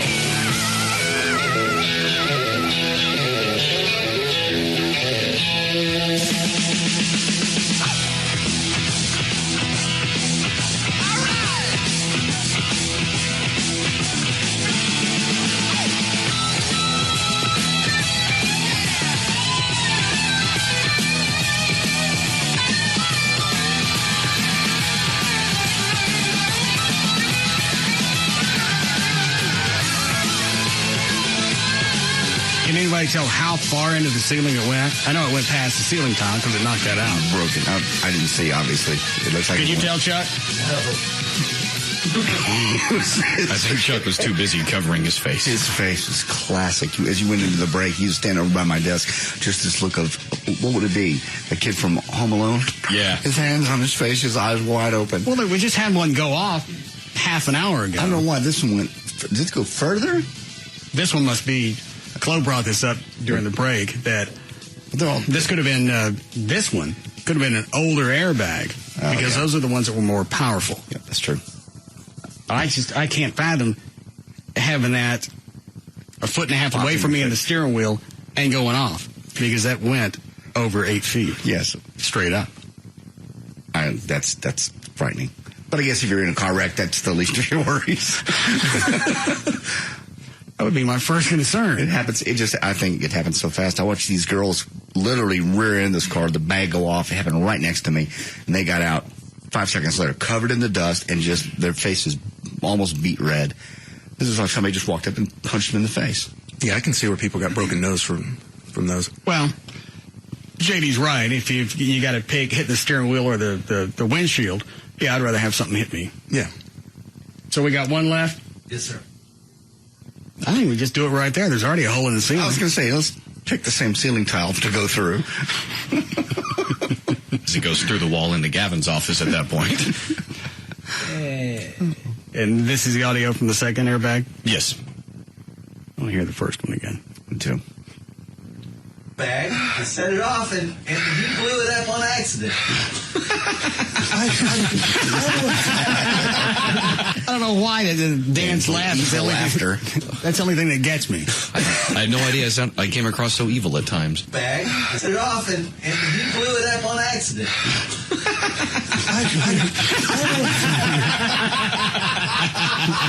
Go back to the beginning of this. The school bus was taking students to Arlington's Jean Massot Academy, a school for the hearing impaired. Sergeant Fineglass called the bus driver a hero for her composure. She was signing, reading lips, and writing messages to assist paramedics in their work. And she was deaf. What's the matter? What are you doing? I don't know.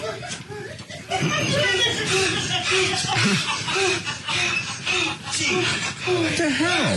What's the matter? Chloe!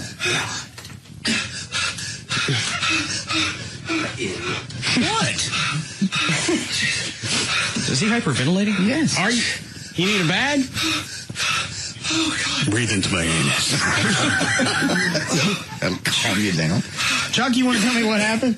Yeah, knucklehead over there. I'm standing over the airbag. I set it off, and he blew it up on accident.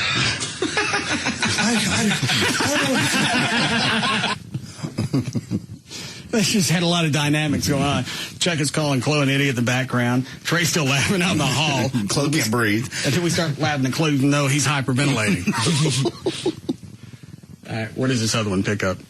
Picks up with you telling JD to open up the blinds. Well, I can't see. Open the blinds. I'll get them. Trey, you stand. Trey, stay there. Where are my glasses? It's right here on the floor, so you know the area. Okay. Oh, yeah, Trey was bitching at Chuck during the break because Chuck's got the airbag laying right in the middle of the hall. Yeah. Trey said, next time you have an explosive right in the hallway, why don't you give a brother the heads up? And Chuck goes, well, I told everybody it was on the floor. Of course, the whole break, Trace had his headphones on. Oh, so he didn't hear it. All right. All right, go ahead. Oh, oh my God! That went through the ceiling. Goodbye. Everyone in here jumped on the recording. Yeah. Let me take it back to that part. That went through the ceiling. Well, I didn't expect... The ones that we had in Gavin's office a few years ago, they only went 2 or 3 feet in the air. Yeah, that one barely cleared his head. Remember, it went up and he ducked down. We had video of it. And he ducks down and went right over his head. Barely. And some of it depends on how you position the airbag. If it's slightly tilted. We had a few of those. I think one of them in there was hidden in a trash can. Yes. Okay. So that one exploded and then shot up in the air. This one didn't. It went straight up. It was just funny to see it go by the window, and then everything comes showering down with it. It looks so peaceful coming down. Please tell me that's snow. Hey, why don't you give a brother the heads up? And Chuck goes, well, I told everybody it was on the floor. Of course, the whole break, Trace had his headphones on. Oh, so he didn't hear it. All right. All right, go ahead. Go! No! Oh, my God! That went through the ceiling. Goodbye. JD's right. That was just impressive because all I could see was to go from the window down, straight up, disappears, and then the ceiling comes down. It all comes floating back down like a nice wintry day. Hey, why don't you give a brother the heads up? And Chuck goes, well, I told everybody it was on the floor. Of course, the whole break, Trace had his headphones on. Oh, so he didn't hear it. All right. All right, go ahead. Go! No! Oh, my God! That went through the ceiling. Goodbye.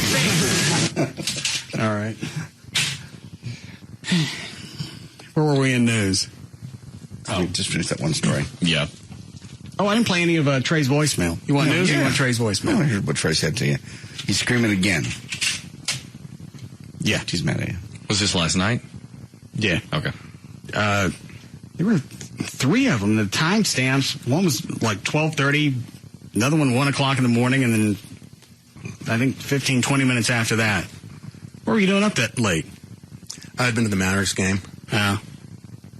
They win? Yeah, big. What was the score? You know, was it like by 20 some odd points? Yeah. Okay. We went to old number 7 during the 4th. Yeah. Mm-hmm. Next message sent today at 1:03 a.m. You know what? I'm tired of this bullshit with you. I've turned over a new leaf. I'm going to be nice. Suck my dick and lick my ass. Who the fuck are you? Prominent in there. Are you kidding? You fucking piece of shit, Dago Rock. What the fuck do you... I should have had David Stone bleep that out. Why? Well, I don't think it's prudent to have... Are you Italian? No. Yeah. Oh, I see. Even though he's calling you that, he's not one. Yeah. Well, I'll just let you deal with the protests. Because I'm going to tell him. You think you're... Who are you kidding? You're going to fucking, all of a sudden, after fucking 25 years of being an ass, you're going to turn over a new leaf? I don't think so. God, what the what drugs are you on? What is your fucking deal? How much stomach acid do you want us to burn before you fucking tell us what the fuck is going on? And all of this stems because I don't scream anymore. Yes. Yeah. And I try to keep most of the screaming on the air unless it was really a horrendous dumb F move. Yes. And all of this, in its context, is creating stomach acid with everybody. Dan, is it bothering you? Yeah, it does, because I'm like JD and everybody. You're just waiting for that other shoe to drop. It's great. I'm enjoying it, but it's coming. It's like anything. It can only last so long. The tsunami's coming. That doesn't always mean something's about to happen. Right now, the beach is nice and gentle, but the tsunami's coming. You're going to wake up one day. Yeah. Do I? So you're going to do that wake up thing. I'm going to wake up on the edge of the bed, and you're just going to realize, and you're going to say, what the F, and why have I been doing this? I'm trying to think about doing like a Friday 13th. Don't go to bed. You're lulling us into a false sense of security. I just decided, and really the moment of clarity was when Trey came in the studio Friday during the break, and he didn't want to tell me that somebody in production had lost some audio. Please understand the words. I had nothing to do with this. I don't really know why I'm using this accent. Sounds better. But before I tell you, tell me you understand. Repeat it. I had nothing to do with this. Oh, and I got it. What is it? I'm not mad. You're going to be. Tell me. I just told you, I don't care what's happened. Show's been okay. This was Friday. I got no concerns. But you're going to. All right, well, just tell me. Swear to me you understand. I got it. We lost some of the audio from the show. All right, fine. If it was a week in review, we can recover that. It's not gone forever. I wasn't going to use it today anyway. But you understand, it had nothing to do with this. I got it. Who did it? Cody. This tall, about 170 pounds. Here's his picture. And then Gavin and Trey are playing games in the hall, figuring out who's going to come in here and tell me Gavin lost, and Trey still had to come in. People don't like to upset you because bad things happen. I've done nothing. Yet. Finish the sentence. Yet. I've done nothing. Yet. Don't screw up, and that man will never come back. That's impossible. Yeah, we believe you. I don't want to be the first to say it, though. This is bullshit. You're causing everyone, most importantly, me, to lose your goddamn mind because you're, I'm sorry. Oh. We don't have all admitted yet. Mm-hmm. His third one's my favorite. Okay. Because he calls up and he says, you better effing scream at me. My bad. You know what? You know what? I was wrong. What's that? He's talking about when I apologize. Oh, yeah, I know. Sometimes things, they're communication issues, and I don't say everything exactly the way that I probably should, and I understand that. Stop it! I won't. Please. You haven't apologized in 20... I also had no idea that it would create this much terror. Oh. And you're enjoying it. It's a win-win for you because we're terrorized now, and then you go back to terrorizing us, and we're terrorized then. It's an unexpected windfall. Yes. 5 years, and now all of a sudden, you're the f***ing Gandhian radio? Give me a f***ing break. Give me a damn f***ing break. Bullshit. This is f***ing sucking damn licking flicking f***ing damn, what is your f***ing, what are you doing? What are you doing? What is your plan? Tell us, let us in on it, so I can quit popping. Lorazepam. Oh, I see. Is David going to have the other ones? Yes. Okay. It's all right that it's taken him some time. There were a lot of things to bleep. I understand. Oh, Lord. All right. How are we doing, Cliff? All right, go ahead, Dan. Okay. And we, of course, know Eliot Spitzer officially resigned as governor of New York yesterday, and there had been some rumors that he was working on an agreement with the U.S. Attorney's Office to resign in exchange for a promise. That's the biggest thing that pisses me off, because a lot of people get popped for prostitution or any other crime, and they don't have any type of leverage. You don't prosecute me, and I'll resign as governor. What do I got to trade for if I get popped with some lovely lady on Harry Hines? I got nothing to trade for. You have nothing to trade. I don't think he has anything to trade for. That's an absurd argument. You're going to get out anyway, whether you quit or whether we impeach you. Yeah, how do you use that as leverage? You don't. You got the people around you that all already they're circling. Yeah, they're set to go ahead and start the impeachment process. What are you going to negotiate with? You're about to get. I tell you what. I'm not leaving. But we don't take your offer. Well, then I'm not going to resign. We'll get you in about 8 days. You make the call. I think they're still going to pop him on something. Mm-hmm. Yeah, and in fact, they've talked about this is a federal issue, right? Yeah, they actually, as my next sentence here, the good news is U.S. Attorney Michael Garcia released a statement saying that there was no such deal. Spitzer could potentially be charged with all manner of crimes, including money laundering, tax evasion, and the tax evasion if he knew Emperor's Club VIP wasn't paying taxes, and misuse of state resources if he used taxpayer money to buy any of the escorts. A money laundering conviction would be the worst, facing up to 20 years in prison for that one. A prostitution charge would be the least of his concern, but of course there's some irony in that one of his first bills he signed into law as governor raised the penalty for Johns, men who of course hire prostitutes, from a maximum of 3 months to a full year in jail. I don't know if I can really fault him for any of that. For the prostitute? Well, for the fact he got all these different laws passed, you have people behind bars that deserve to be. Forget about what he's doing in his spare time. I think it's just the irony that kills everybody. Well, it's so high and mighty. It's the irony, but he's still got things done. Oh, yeah. He did do some good things, no doubt. It's just when you put yourself up on that pedestal like anybody else, be ready to, And they released Jesse Jackson. They released the pictures of that chick. She ain't worth $5,000. No, I got some of those. There she is in a bathing suit.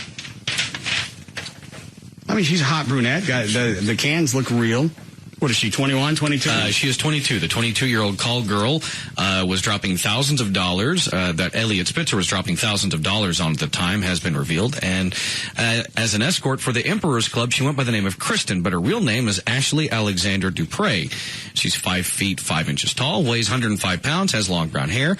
According to Ashley's MySpace page, which supposedly has now been disabled, she left a broken family at age 17. She also says she's abused drugs and been broken homeless, but I survived on my own. In 2004, she moved to Manhattan to make it in the music industry. Her latest single is an R&B song called What We Want. I have that, by the way, if you want to hear it. Is it actually getting any airplay up until today? I don't believe until today it was, no. What cut is it? Cut number 30, and then the following is another one she has out called Move Your Body, but this is What We Want on cut 30.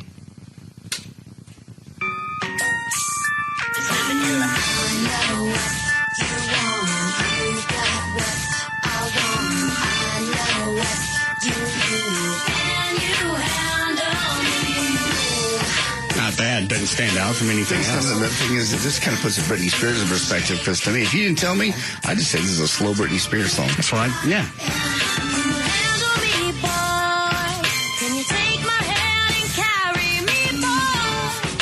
And her voice doesn't sound as processed as Britney's does on her songs. She's got that real synth sound Britney does.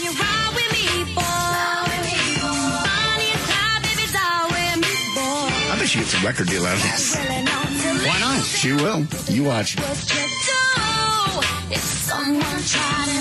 going to have some stations not play it just because she used to be a whore. I think it's a novelty issue. I think it'll go. You're right. There's a chick that used to be in porn. They found out she was underage and then actually went into mainstream acting. Tracy Lords? Yeah. She was able to skate through that, and that's pornography with cameras. This will push. I mean, a prostitution with cameras. What's the next guy? It's called Move Your Body. 31.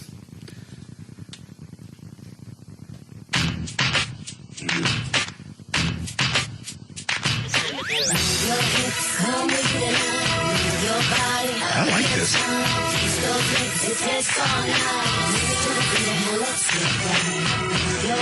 Do we need a break? You could hear this on Kiss FM. It's easy. Does she have a label? No. Who's doing the production on this? I think it was an independent thing. All I know is I think Trey's ready to sign her. No. What? It makes you wonder if... Oh, no, never mind. It was banking. What, any of the lyrics had something to do with Spitzer? Or that she somehow tipped somebody off because she knew she'd get a lot of publicity for this. Yeah, I think it was the fact that he was moving all that cash that what got him nailed.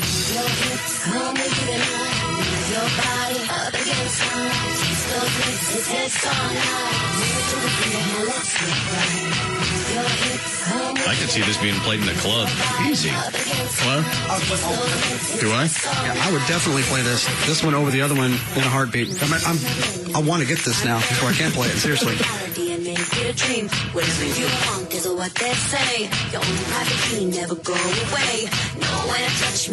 All the song is missing in the lyrics is "Give me $5,000." Yeah, because the rest of it is talking about screwing somebody. Hours up. Give me 5G.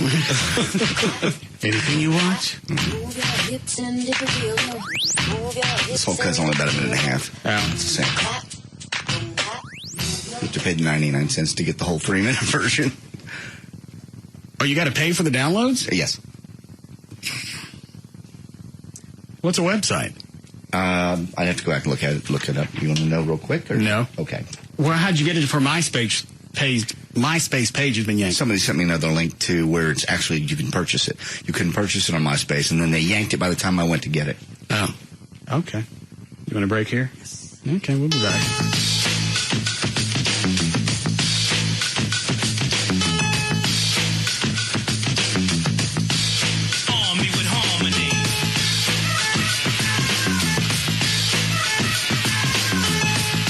We'll be back to the Russ Martin Show. Hey, drop a load on.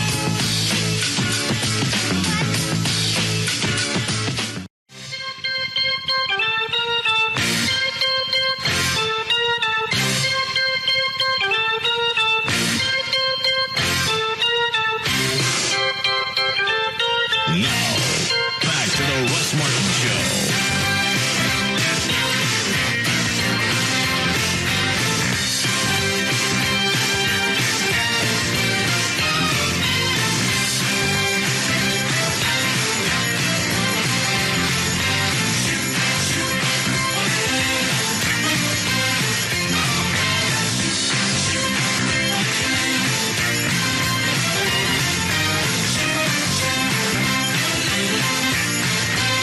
The audio up. I was watching CNN, and it looks like Obama's pastor is now making the national news. Yeah, the circuits. Everybody's got to hold the videos now. He's having to back up.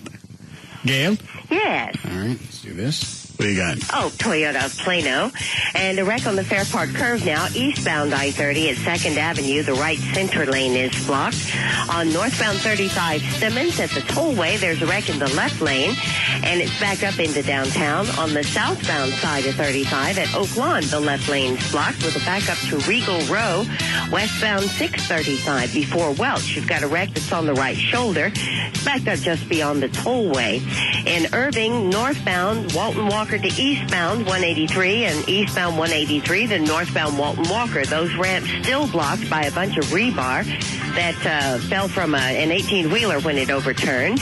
In Fort Worth, eastbound I-30 West Freeway at University, the two right lanes are blocked by a crash, and that backup is to Hewlin. I'm Gail Lightfoot on the Russ Martin Show. Thank you, Gail. 57 for the low tonight. Warm tomorrow. As warm as it's been. 87 should be the high. And we have 74 now at Live 105.3. Trey's out front looking for Dr. Toledo. What's he coming in for? See if there's a surgical way to fix Gavin's drooping. Oh, perfect. I've never seen that before. As many times as I've seen him with his shirt off, I never noticed. He's been hiding it all along.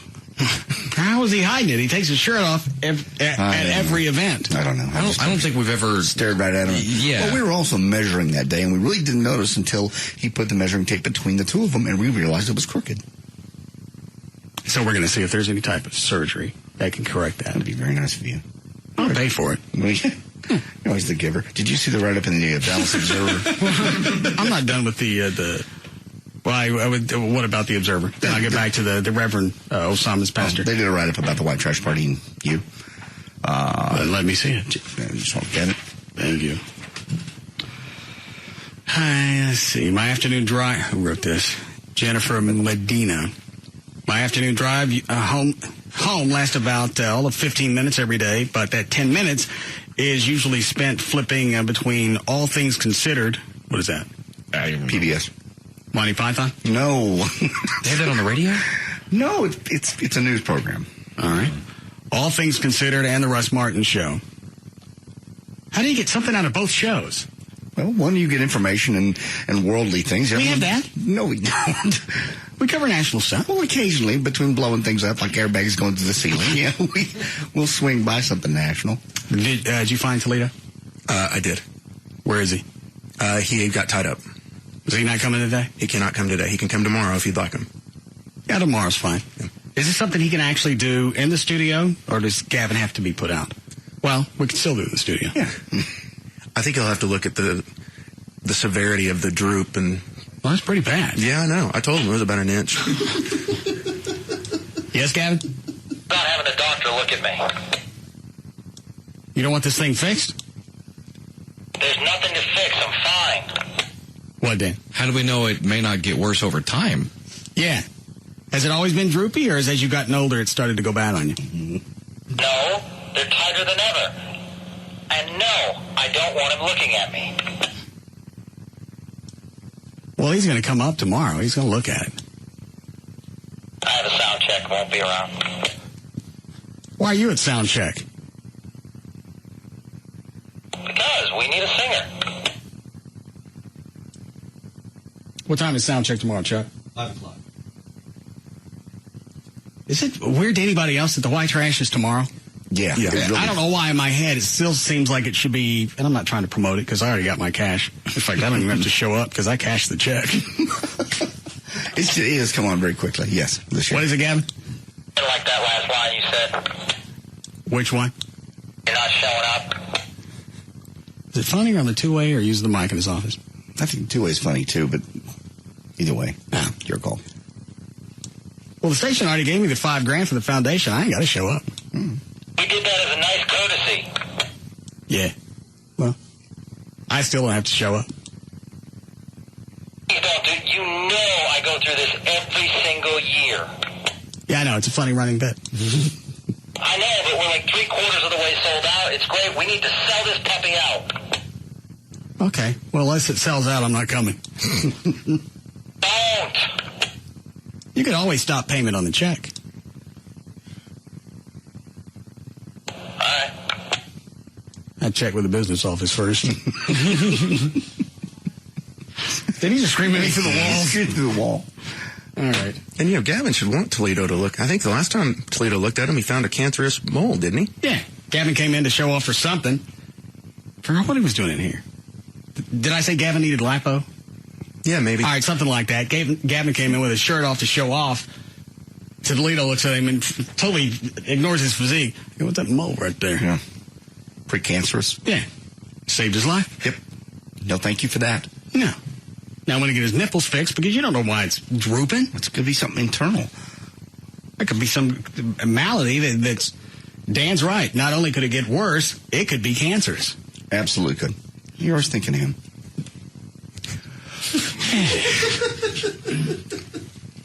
Spent flipping... What was this in? Dallas Observer. All right. Between all things considered and the Russ Martin Show, one side of the dial keeps me informed while the other side keeps me entertained. I can't help... part of this is smudged. The man and his band of merrymakers are pretty damn amusing, and I totally have a crush on Gavin Spittle. How does that happen? Maybe she likes crooked nipples. You're right. There's got to be a fetish. Yeah, got to be a fetish. Maybe she has spittle nipple, too. Or she got a droopy eye and they look level. Or she does have a fetish. A frequent visitor of slopesondopes.com. All the talk lately has been about this weekend's 2008 Russ Martin Show White Trash Party featuring the Russ Martin Show Band, which may or may not feature a tuba, playing all your favorite tunes. Fun starts at 7 Friday night. Okay, the rest of it, Ticketmaster or RussMartin.com. Okay. That was in this last week's? Well, it had to be because, yeah. Or did it come out today? Somebody just sent me the link. All right. It's probably today. All right. Trey, you were out of the room, but on CNN, it looks like Obama's pastor has now made the national news. Really? Yeah, they'll get a hold of that. And I'm surprised this is just now floating up. See, I saw... How old was this sermon that you gave me the clip of? To my knowledge, it's very, very recent. Okay. What were you about to say? I'd seen a story on him before because of the Farrakhan deal and how Obama was really, like, this had been his kind of mentor and spiritual leader, but now he's kind of having to step back a little bit because of the Farrakhan and some of the radical things he says. But, what's this guy's name? Wright. Jeremiah. Thank you. Jeremiah Wright? Yes. All right. People have to put up with, who cares about what a poor black man has to face every day in a country and a culture controlled by rich white people. Somebody missed that. You got nervous because we got some white members here. I am still in Bible country. I'm still in Bible country. You better sit down. In the text, Jesus was a poor black man who lived in a country and who lived in a culture that was controlled by rich white people. The Romans were rich. The Romans were Italians, which means they were European, which means they were white. And the Romans ran everything in Jesus' country. It just came to me within the past few weeks, y'all, why so many folk. I forget. Does he say anything else worse than this on it? That's where he says Hillary's never been called the N-word. Oh. Yeah, let me jump to that. About a minute in? Yeah. Oh, yeah, and she couldn't get a cab. Uh-huh. Or she's never gone through the process of not being able to get a cab. Had a cab whiz past her and not pick her up because her skin was the wrong color. Hillary never had to worry about being pulled over in her car as a black man driving in the wrong. I am sick of Negroes who just do not get it. Hillary was not a black boy raised in a single-parent home. Barack was. Barack knows what it means to be a black man living in a country and a culture that is controlled by rich white people. Hillary can never know. Yeah, if a fair portion of your constituency is white, I don't believe this is somebody I'd want to hook my wagon up to. I know. That Hillary ain't never been called a nigger. Hillary has never had her people defined as non-person. Hillary ain't had to work twice as hard just to get accepted by the rich white folk who run everything, or to get a passing grade when you know you are smarter than that C student sitting in the White House. Oh, I am so glad that I got a God who knows what it is to be a poor. We figured out earlier what he was talking about. What? I was hoping somebody remembered. Was I here? Yeah. I'm still lost, but what his issue is, what his point is. I think his point is there are still some black people that are not supporting Barack Obama, and I think he's pointing out, basically saying, you don't have to be black to know about the history of what the white community's done to the blacks. Did you have to live through it? Maybe. But this argument would fit more if he was talking about putting somebody in charge of the NAACP right, or some other group that was for the advancement of black people. Specific black issues, yeah. If you're talking about somebody that's going to be president, then you need to be broad-based. What's he mad at in this? He sounds like he's mad at white people. I can do nothing. Well, he said, I'm tired of black people that don't understand. That's not what he said. Yes, well, I'm not going to repeat what he said. Poor black man in a country and a culture that is controlled. And JD's right. It seems like the only people that have brought up the race card as far as Obama, Hillary, whatever, has been in the religious community. Mm-hmm. Why is that a staple of pastors? I don't know if it's a way for them to get on CNN or this one. Well, this is not it. He's pro-Obama, and this is not doing Obama any good. No, it's certainly not. In fact, they said that on CNN, that Obama's having to slowly, he can't distance himself fast, like, get away, I don't know who this is, slowly back away from this. Yeah, him and the other side, you've got Reverend Manning, who's saying, Obama ain't black enough. His mama was... Oh, hold on. Obama is a Mac Daddy. Obama pimps white women and black women. He got started. You didn't notice him till he brought out those big-chested white women with their tight T-shirts and their short pants. That's what a pimp does. Oh, come on. You don't get your campaign started with a big-chested white woman. She must be a 54D, double D. And a pair of shorts on. That's what started his campaign. He put his name on 2 big 54Ds. Obama! That's where you first saw his name. That's the first place I saw it, on 2 great big old tits. He's a Mac. And both of them, both Reverend Manning and the other pastor, both hiding behind the pulpit. Yeah, both of them are. All of this is God's word. You speak out against me, I'll give you a paper cut on your eyeball. I'll give you sinusitis. No. I'll give you eye boogers. Why are you so tense? Just a matter of time. Why the two of them met? There's no reason I'm so angry. Perhaps I'll dance for you. I don't want you to dance for me. I'll dance for you as it says in the Bible. I will dance to celebrate. And then we will both twirl with the golden water splashing on our faces. I will do the pee dance for you. Modified gopher. I got no time to see no pee dance. I want to see some... Slow down. My pulsating pastor. I will expose my nipples in due time. I want to taunt you with my pee dance. I will commence to dribble for you. Only thing I want to see dribbling is a couple of great big... Show me some boobs, and I'll have God yank your penis off at the root. God! Please, my sweet pastor, don't have my penis removed. Return my madness, so I might be able to release my goo-goo. Now, without my pee-pee, my crotch looks like a puppy with a runny nose.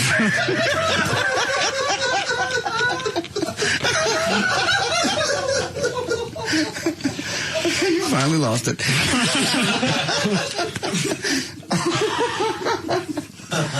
I just don't understand why it's the religious. Why? You know what? I guess I do. Why? Because there's nobody that's somebody you can't go after. You can't go back and challenge what they've said, even though now it looks like CNN's going to go after Pastor Wright, Obama's pastor. But they both threw up that big, I'm in the Bible. Well, yeah, it's the beginning of the Pastor Wright. What do you say? Bible country. Yeah. I'm still in Bible country. You better sit your white ass down. And the same thing with Reverend Manning. He said, these are not my words, nothing I conjectured, nothing I came up with. These are words from God. She's against me. Please calm down. All right, I'm done with this. What else you got, Dan? Real quick, just to revisit the Governor Spitzer thing, or no, former. Beginning on Monday, New York Lieutenant Governor David Patterson will take over as governor, and he'll actually be New York's first black governor. And at the same time, he'll also be the nation's first legally blind governor. I saw him at the press conference. So? Is this the right? This is the right way? A little bit to your right. Right here? Too far. Come back. What about now? Split the difference. Hello. Perfect. Hey, you guys jacking me? Am I really governor? You're right.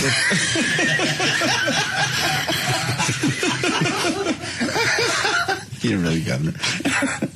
Because you know I can't read the news. There's nobody in here, is there? Yes. You guys are with me. No. Swear to God, I'm governor. You're governor, I swear. Pinky swear. Pinky swear. All right, guys. Alrighty. What's the story say? The last disabled person to actually be the governor of New York was, of course, Franklin Delano Roosevelt, who was paralyzed by polio as a child. Roosevelt served as governor of New York from 1928 to 1932 before being elected president. A DNA database established... Hold on. What were we going to say, Trey? Yeah, about the prostitution thing. I saw a story today. they were following this girl who works at the Bunny Ranch out in Nevada. Right. 24, she was a social worker, college degree. She goes to work out there. She's pulling in between $500,000 and $600,000 a year. I saw her. She wasn't that hot. No. Not even. Well, the chick that they showed that met Spitzer in Washington, she's hot, but it ain't $5,000 hot. If that chick that went out with Spitzer is a 10, this chick is a what, 5? Yeah, 5, 6. The one that was in Washington? Yeah, making $500,000. She borderline wouldn't even be attractive. When you hear $5-6 grand, I visualize somebody like L.A. Lamont. Yeah, you got a 5'10" blonde with great big tight ass, great body. That I could see if you had the cash and you couldn't care less and you wouldn't miss the $5,000. I could see that. But this chick that Spitzer was banging in Washington, I'm missing something. Unless he was into some really freaky activities. She's one of the few that would do it. Yeah, and you got to pay extra to get some of that done. But this chick from the Bunny Ranch was average. Just walking down the street, Dallas average. There was also, I didn't see the entire story. They said there was some kind of tie-in with Spitzer and some chick in Dallas. Really? Nobody else saw that? I heard that briefly, I think, on the noon news, and I can't remember the tie-in. It was a tease, and I didn't watch the entire news to see what they went off to. We'll dig it up later. Go ahead, Dan. Okay. A DNA database established a decade ago has helped Texas law enforcement officials crack their 1,000th cold case within the state. Case number 1,000 is a sexual assault in the DFW area, but DPS spokesman Tim Vinger declined to provide more specifics because the case was still open. The combined DNA index system is a nationwide system used to match the DNA of convicted criminals with evidence from other unsolved crimes. Many of the offenders were not incarcerated or were about to be released when the database matches took place, this according to the DPS director. I know there's a controversy over this. This was on the news today, of that realtor chick that was murdered, showing one of the houses. They nailed the guy through DNA. Okay. And I think Collin County is now, when you're convicted of something or arrested, I don't know if conviction or arrested, I don't know. They're going to start doing DNA swabs. And they're going to put that in the national database. On everybody? That if you're just certain crimes? They made it sound like it could drop all the way down to a traffic citation. That's a bit much. But as far as, some of them called it too invasive. I agree with that. You're right. If it's a minor crime or something. Well, I'm take the minor crime out of it. If it's a certain Class B, C misdemeanor, whatever. Yeah. If you've been convicted of that, I want your DNA swab. I don't care how invasive that might sound. In fact, the sister of the chick who was murdered, she said, how invasive is it to be stabbed 32, 33 times? That's true. That's pretty invasive. And you're worried about giving a swab to the government? And if you don't do anything, ain't nothing going to happen. In fact, that's going to work out in your favor. If you're accused of something and there's DNA at the scene, they go back, they check yours, it don't match, you're out. That's true. Never thought of it that way. That could also work in your favor if you're not doing anything. But again, they hide it under the cloak of Big Brother. A lot of people get really scared when you start taking, like... Then don't get arrested. Well, I understand that, but they don't think of it that way. They think, okay, they're next. I mean, they're first. I'm next. They're going to come after me. You got your fingerprints. What else are you worried about? I'm not, personally. Like I said, I'd go for a national ID card with full fingerprints on everybody. The state has mine. I don't care. You can come in and take all the DNA you want. I'll make more. Here's a sample now. Yeah, take it. Because, seriously, in the long run, if something happens, I'm accused of something, and that's the only factor, and they compare the two DNA samples, and they don't match, I'm free and clear. Then you're out. Yeah, if you're not breaking any laws, this shouldn't bother you. But you're going to get the Civil Liberties Union is going to get out there and go, well, they have to. Anything that sounds like it's going to stomp on your civil rights, they immediately have to get in the middle of, regardless of the positive outcome it could have. No. And Gavin just sent me an IM. Here's what KLLI has on Spitzer. Is it Spitzer or Spritzer? Spitzer. Yeah. As far as Spitzer in Dallas, not much as far as names, just that he used one here. Dallas is named as one of the rendezvous sites for outgoing New York Governor Eliot Spitzer and an escort from the pricey Emperor's Club. The New York Times reports Spitzer is accused having one of his career-ending rendezvous in Dallas. Amanda Brooks, author of the Internet Escort's Handbook, retired from stripping and escort work in Dallas 4 years ago and says Dallas, it cut off. I got the rest of it here. Brooks says it's not unusual for a high-dollar escort to travel to meet the client. She also says other escort services may get unwanted fallout attention from prosecutors now because of the high-profile Spitzer case. Gavin, how did they link him to Dallas? That's what I'm trying to get on the... Your mic's on. I'm going on the New York Times to fix specifically. Apparently, he came down here one time for a rendezvous with a Dallas escort. And that's what they linked back. Apparently, they got the information from one of the escort agencies, and I'm trying to figure out which one. And I think the other reason that he's nailed on federal charges is because the prostitute that met him in Washington crossed state lines to get there. The Mann Act. Which is, well, he didn't haul her out there, and she's above 21. He paid for it. And? That's still illegal. part of the Mann Act? Yeah. All right. Thinking about Smoking the Bandit? One of the lines Jackie Gleason threw out. Oh. All right, go ahead, Dan. Okay. Well, that's a Mann Act! This the next segment of the saga of the kid with candy that Craig Ludwig found so capturing yesterday. An 8th grade honor student. He's an absolute baboon. When you were trying to go through news, and he's standing there, bored with this.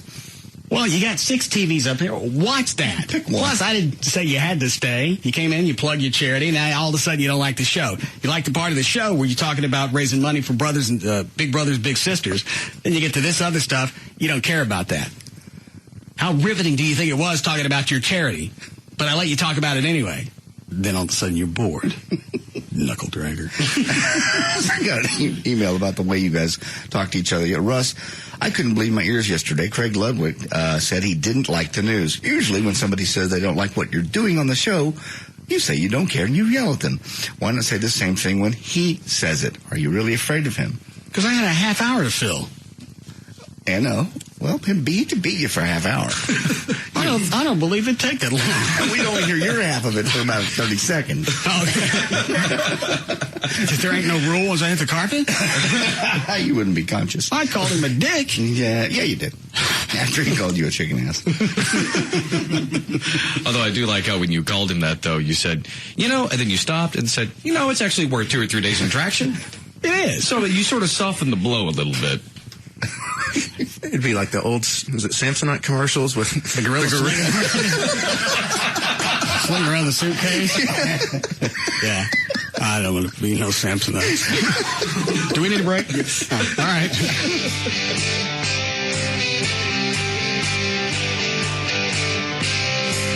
We'll be back to the Russ Martin Show.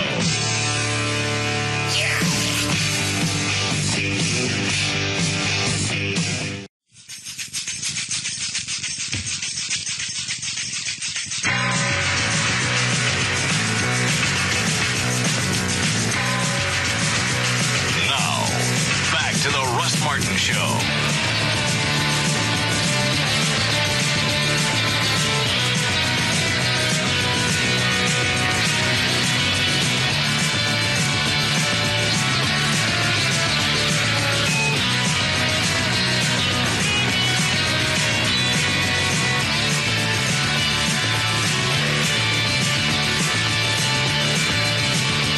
What did you say, Trey?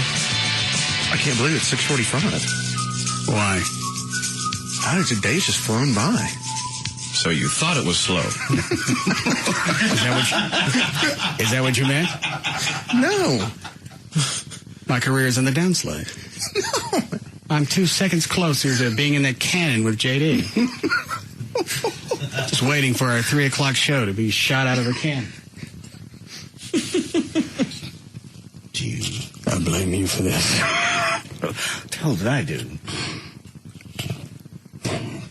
Tagged along for years and you pumped me down into the mud. Yourself in this cannon. Will you two shut up?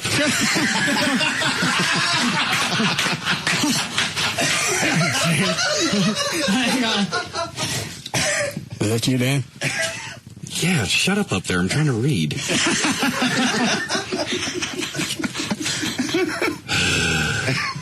I knew I hitched my horse to the wrong wagon.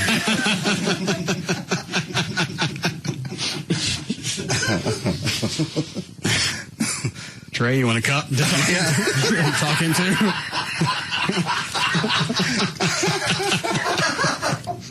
And JD, lay off that onion soup. Told you. Yeah, no. All right. What else we got with news? Is the entire band here? No, they won't be here for about another 30, 40 minutes. All right. Do you know the stay for band practice, John? Yeah, of course. All right. Gavin handed me this in the break. I think it was from the New York Times piece he was looking for about Governor Spitzer. A person with knowledge of the service's operations said that Mr. Spitzer had begun meeting with the prostitutes of the Emperor's Club about 8 months ago and had encounters in Dallas as well as Washington. A law enforcement official said Mr. Spitzer also had an encounter with a prostitute in Florida. On some trips of several days' duration, Spitzer even scheduled more than one visit with a prostitute. And they said he went through $80,000 in the course of how long? I forget the time frame. 5 years? 4 years. Yeah. 4. How much cash does his family have? A lot. His dad was a successful real estate developer. That's one of the funny things. It's not funny. You feel sorry for his family, but they're real prominent social people in New York City, and of course, well, now they're whoremongers. Well, 80 over 4 years. That's only 4 hookers a year. It's not that many. Well, it's not like he was going there twice a week. I'm sorry, what's your over-under? 4 is the over-under. I think you're probably the first person to ever break it down. You just handicapped prostitution.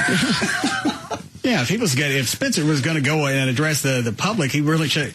Look, that was over 4 years. It was like a couple of hookers a year. Zip it. Get back to work. What's the stink? Can I go now? I feel worse for his wife, and just the fact that I'm sure they almost forced her to be on stage. She with the promises of money, whatever. That first day, she looked absolutely sick to her stomach. Second time, she looked 10 years older. That's, like I said, you don't go to sleep for a while. Yeah, you're going to look like piss. That's right. Oh, Jim Cramer was on the Today Show. Who's Jim Cramer? He's a Wall Street guru, and he also went to Harvard with Spitzer. All right. Good friends. And, I mean, he was almost in tears because he was like, because he's friends with all the Wall Street people who are absolutely reveling in this. They think it's the best thing to ever happen because he was so hard on Wall Street. I think he got $1.4 billion out of the different Wall Street firms. Spitzer did? Yeah, as Attorney General. Oh, I like the way they appreciate the fact that it's going to affect Wall Street in a positive fashion. Forget about the fact that his wife has to go through this and his kids. 3 teenage daughters, yeah. How easy is that going to be? Yeah, you can spin it towards the public of, look, you divvy this out over a long period of time. You make it sound like I did all this in the course of a week and a half. Yeah. That was 4 years. Very spread out.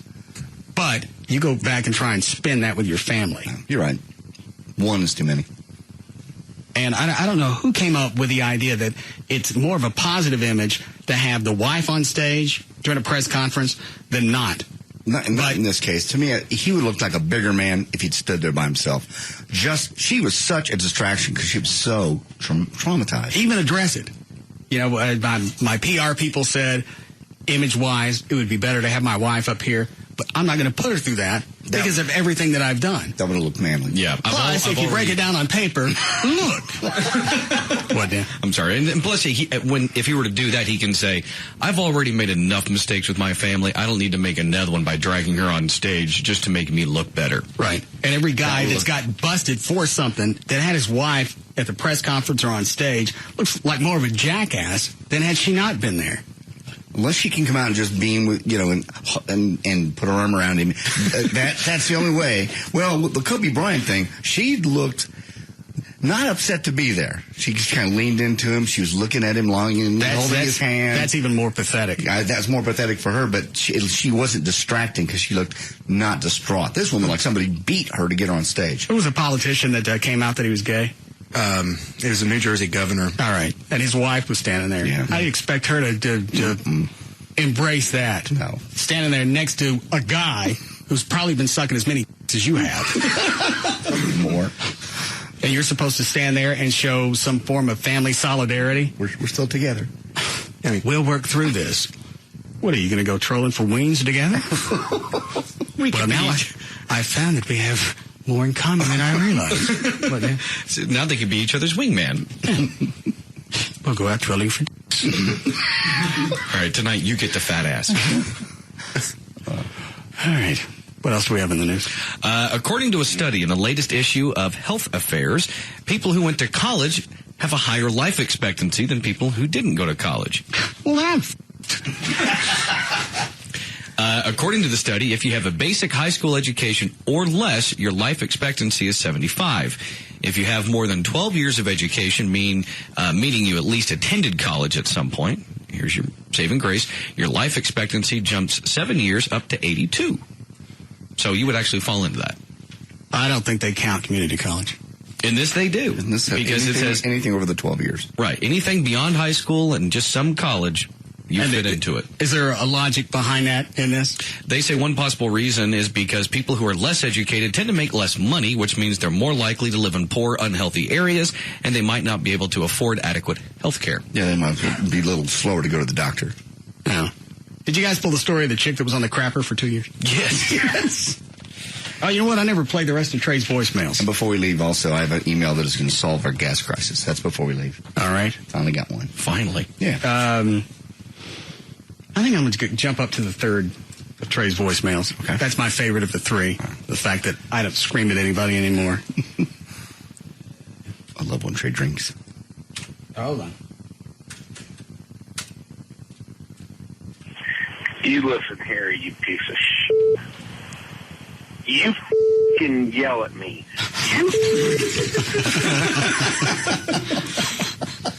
Now he's demanding. I don't even know what the rest of the voicemail was. I heard that, and I called David and went take these off my cell phone and bleep them. You listen here, you piece of shit.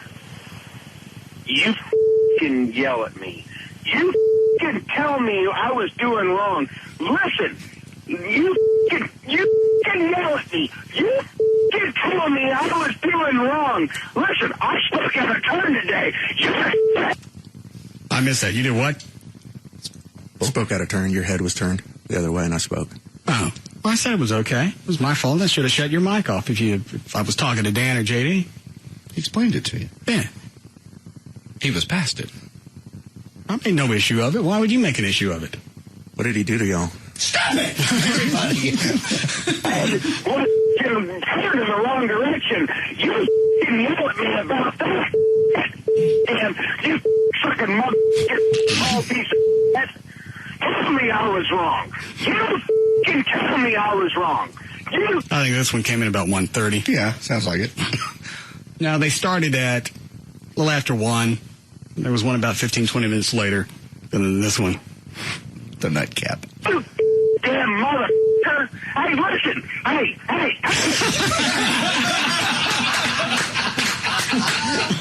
Look at me when I'm talking to you.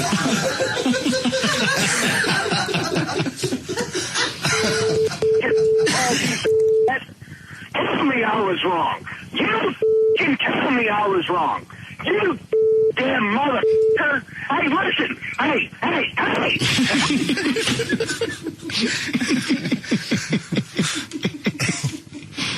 Hold on. Can tell me I was wrong. Hold on, before I forget. Chuck, what do you have to do to fire off the last airbag? I can have set up about a minute, 2 minutes. All right. Why don't you go out there and do that? I'll wrap this up. Pick the same ceiling tile we hit before, please. You damn motherfucker. Hey, listen. Hey. The show sucked today. Oh, Jesus Christ. well, the worm turns. Why you got to say that? Figured it'd elicit a scream. That was the show from Wednesday? Yeah. Yeah, I was off my game. Oh God. You tell me I was an army asshole. You tell me I'm the reason for it. You can yell at me, damn motherfucker. You can yell at me. Gangster. I'm tougher than this. Oh. I missed it. You want to tell us what you were saying? Or should it be a mystery? I think we'll go for the mystery. All right. Gangster. I'm tougher than this. Oh, he's my meeting messing up. Yeah. It's my fault. I'm sorry. You, damn it. I know you've got something waiting in the wings. You can let us know and quit the having all of us have ulcers. You damn motherfucker. It became guttural. Yeah. You delivered that one with verve. I didn't realize this was going to cause this much of a distraction with the show. I'm sorry. No, you're not. You planned this. You plotted this. I had no clue. You got with that damn doctor we have that comes in here, and you guys figured out this together, didn't you? You go, how can I rip them apart without ripping them apart? No. Yes. Trey came in the studio Friday, and he was afraid to tell me anything because he thought I was going to have a fit. I went, you know what? If everybody really is that on pins and needles, if everybody is walking around on eggshells, I need another thing. Hot coals? Yeah. No. I'm just taking a swing. On the edge. That was the third one. Everybody's on the edge. Then possibly I need to go back and rework my style of management. Have the shows been okay, short of yesterday where I was off my game and Trey was kind enough to point it out? Show's been very, very good. All right. Everybody's relaxed, and everybody brings a lot more to the table because we know we're not going to get screamed at until the day that you kill us all. Until next time. I'd stop worrying about it. I'm not worried about it. Well, you're not, because it ain't going to happen to you. Okay. All right. You got the plugs, Dan? Yes, I do. All right. We got a couple extra minutes. I got the bathroom story. Oh, yeah, go ahead. 2 years ago, a 35-year-old woman went into the bathroom in her boyfriend's home in Ness City, Kansas. And for reasons that have yet to be fully explained, she decided to stay there and not come out. Her 36-year-old boyfriend tried to talk her out, but she sat on the toilet and refused to move. So he left her there overnight. And the next day, when he asked her to come out of the bathroom, she said, maybe tomorrow. Well, she didn't, so he gave her some food and water and just let her be. The boyfriend tried over and over and over again to lure her off the toilet, but every day his girlfriend would just say, maybe tomorrow. Then on February 27th of this year, after 2 years sitting on the john, the boyfriend finally called the police and told them that there was something wrong with her. When the police showed up... And this story is a couple of days old, so there's something come out in the last couple of days that will fill in this missing part, because it doesn't make any sense. If Amy was on the crapper for more than half an hour, I'm going to be in there checking on her, because normally she goes in, drops off her stinky business. Mm-hmm. Probably 5-10 minutes and she's out. Well, yeah, that would be normal for most people. But if... I think you got mental problems with both these people. It's going to come out, you got both that are whacked. Any woman that would sit on the toilet for 2 years clearly is crazy, and anyone that would let them do it is insane. But at least he, fed her and bathed her every day, and it's like a pet on a toilet. Could you, at least pinch that? Wait till I'm out of here. When I bring in your tater chips. And another thing, perhaps too much cholesterol. So, what did it say what the catalyst was after 2 years that he finally decided, I got to call somebody? No. Oh, all right, well, go ahead. When the police showed up, they went into the bathroom, saw the woman sitting there, and asked her to come out. She didn't want to leave at first, but they finally convinced her to. There was, of course, a problem. She was now stuck to the toilet. The woman hadn't just been in the bathroom. She'd been sitting on it for 2 straight years. And since she had sat on it for so long, her body had actually enveloped. You know what? I got cash that this is going to come out that it's a hoax. Because none of this is believable. You sat on the toilet nonstop for 2 years. You don't get out. you don't have anything else to fill your time except sitting on the toilet. That's worse than being in prison in jail. At least you in can solitary. You can walk around. They said her legs had completely atrophied. Yeah, atrophied. I still got cash. This is going to be a hose. Okay. They say that her body fat had enveloped and attached to the toilet seat. Paramedics had to pry the seat off the toilet just to get her up, but once they did, then she couldn't stand. The muscles in her legs had atrophied, and she was transported to a hospital in Wichita, and when she got there, hospital workers were able to detach the toilet seat from her butt. She's in stable condition now, and the woman still won't say why she stayed in the bathroom and never left, and the man still hasn't said why he waited 2 years to call the police. But they are giving her a mental evaluation to determine whether or not she really stayed in the bathroom on her own free will, find out if she has a mental problem, and see if there's any charges that need or should be brought up against the boyfriend. Or she was... I don't have another or. Unless she was in there for a shorter time and they decided to make it 2 years, but there's... What do you get out of that? Yeah, and how would the toilet actually bond to her skin? It said her fat had grown around the toilet? Yeah, it had enveloped and attached itself. I mean, you hear about those sort of stories all the time when you have a very large person. No, you don't. Well, not all the time, but you hear about them. You have a very large person that will be in their bed and they never move around and they'll kind of get sucked into it. That's the difference, being in bed and being on a toilet. You know about they actually start to form in their own funk? A little bit, yeah. All right. I mean, it's disgusting, but... Well, thanks for the analysis. Is Chuck ready out there? Don't do it yet. What's he wearing? Like a painter's mask. Oh, all right. Like if that hits him in the face, it's going to stop it. I think it's for the dust.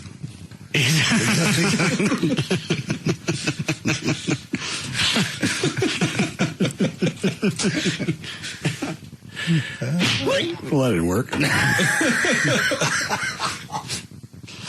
Okay. Well, Chuck's got to play the music for the plug. Need some recording? I'll do one of these. Okay.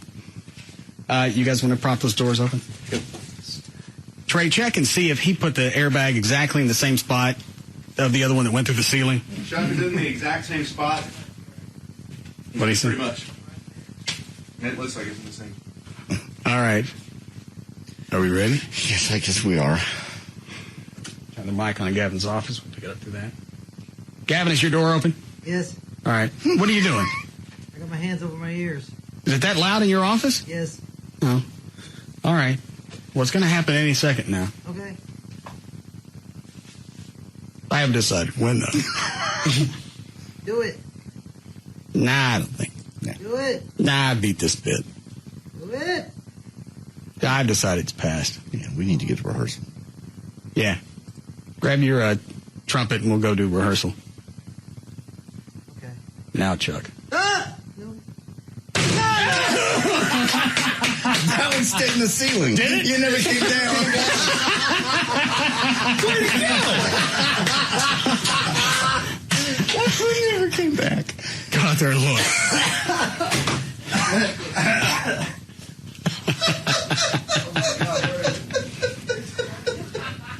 That one took off faster than the other one did. I think so. I barely even saw it. It knocked the vent down over there. It knocked the vent down. It went up and went halfway down the ceiling. It went up into the ceiling and went over some? It took a right turn. All right, let's go. All right. For more information about the Russ Martin Show, including pictures, videos, and more, go to russmartin.com. To answer any question you may have about the show, go to russmartin.info.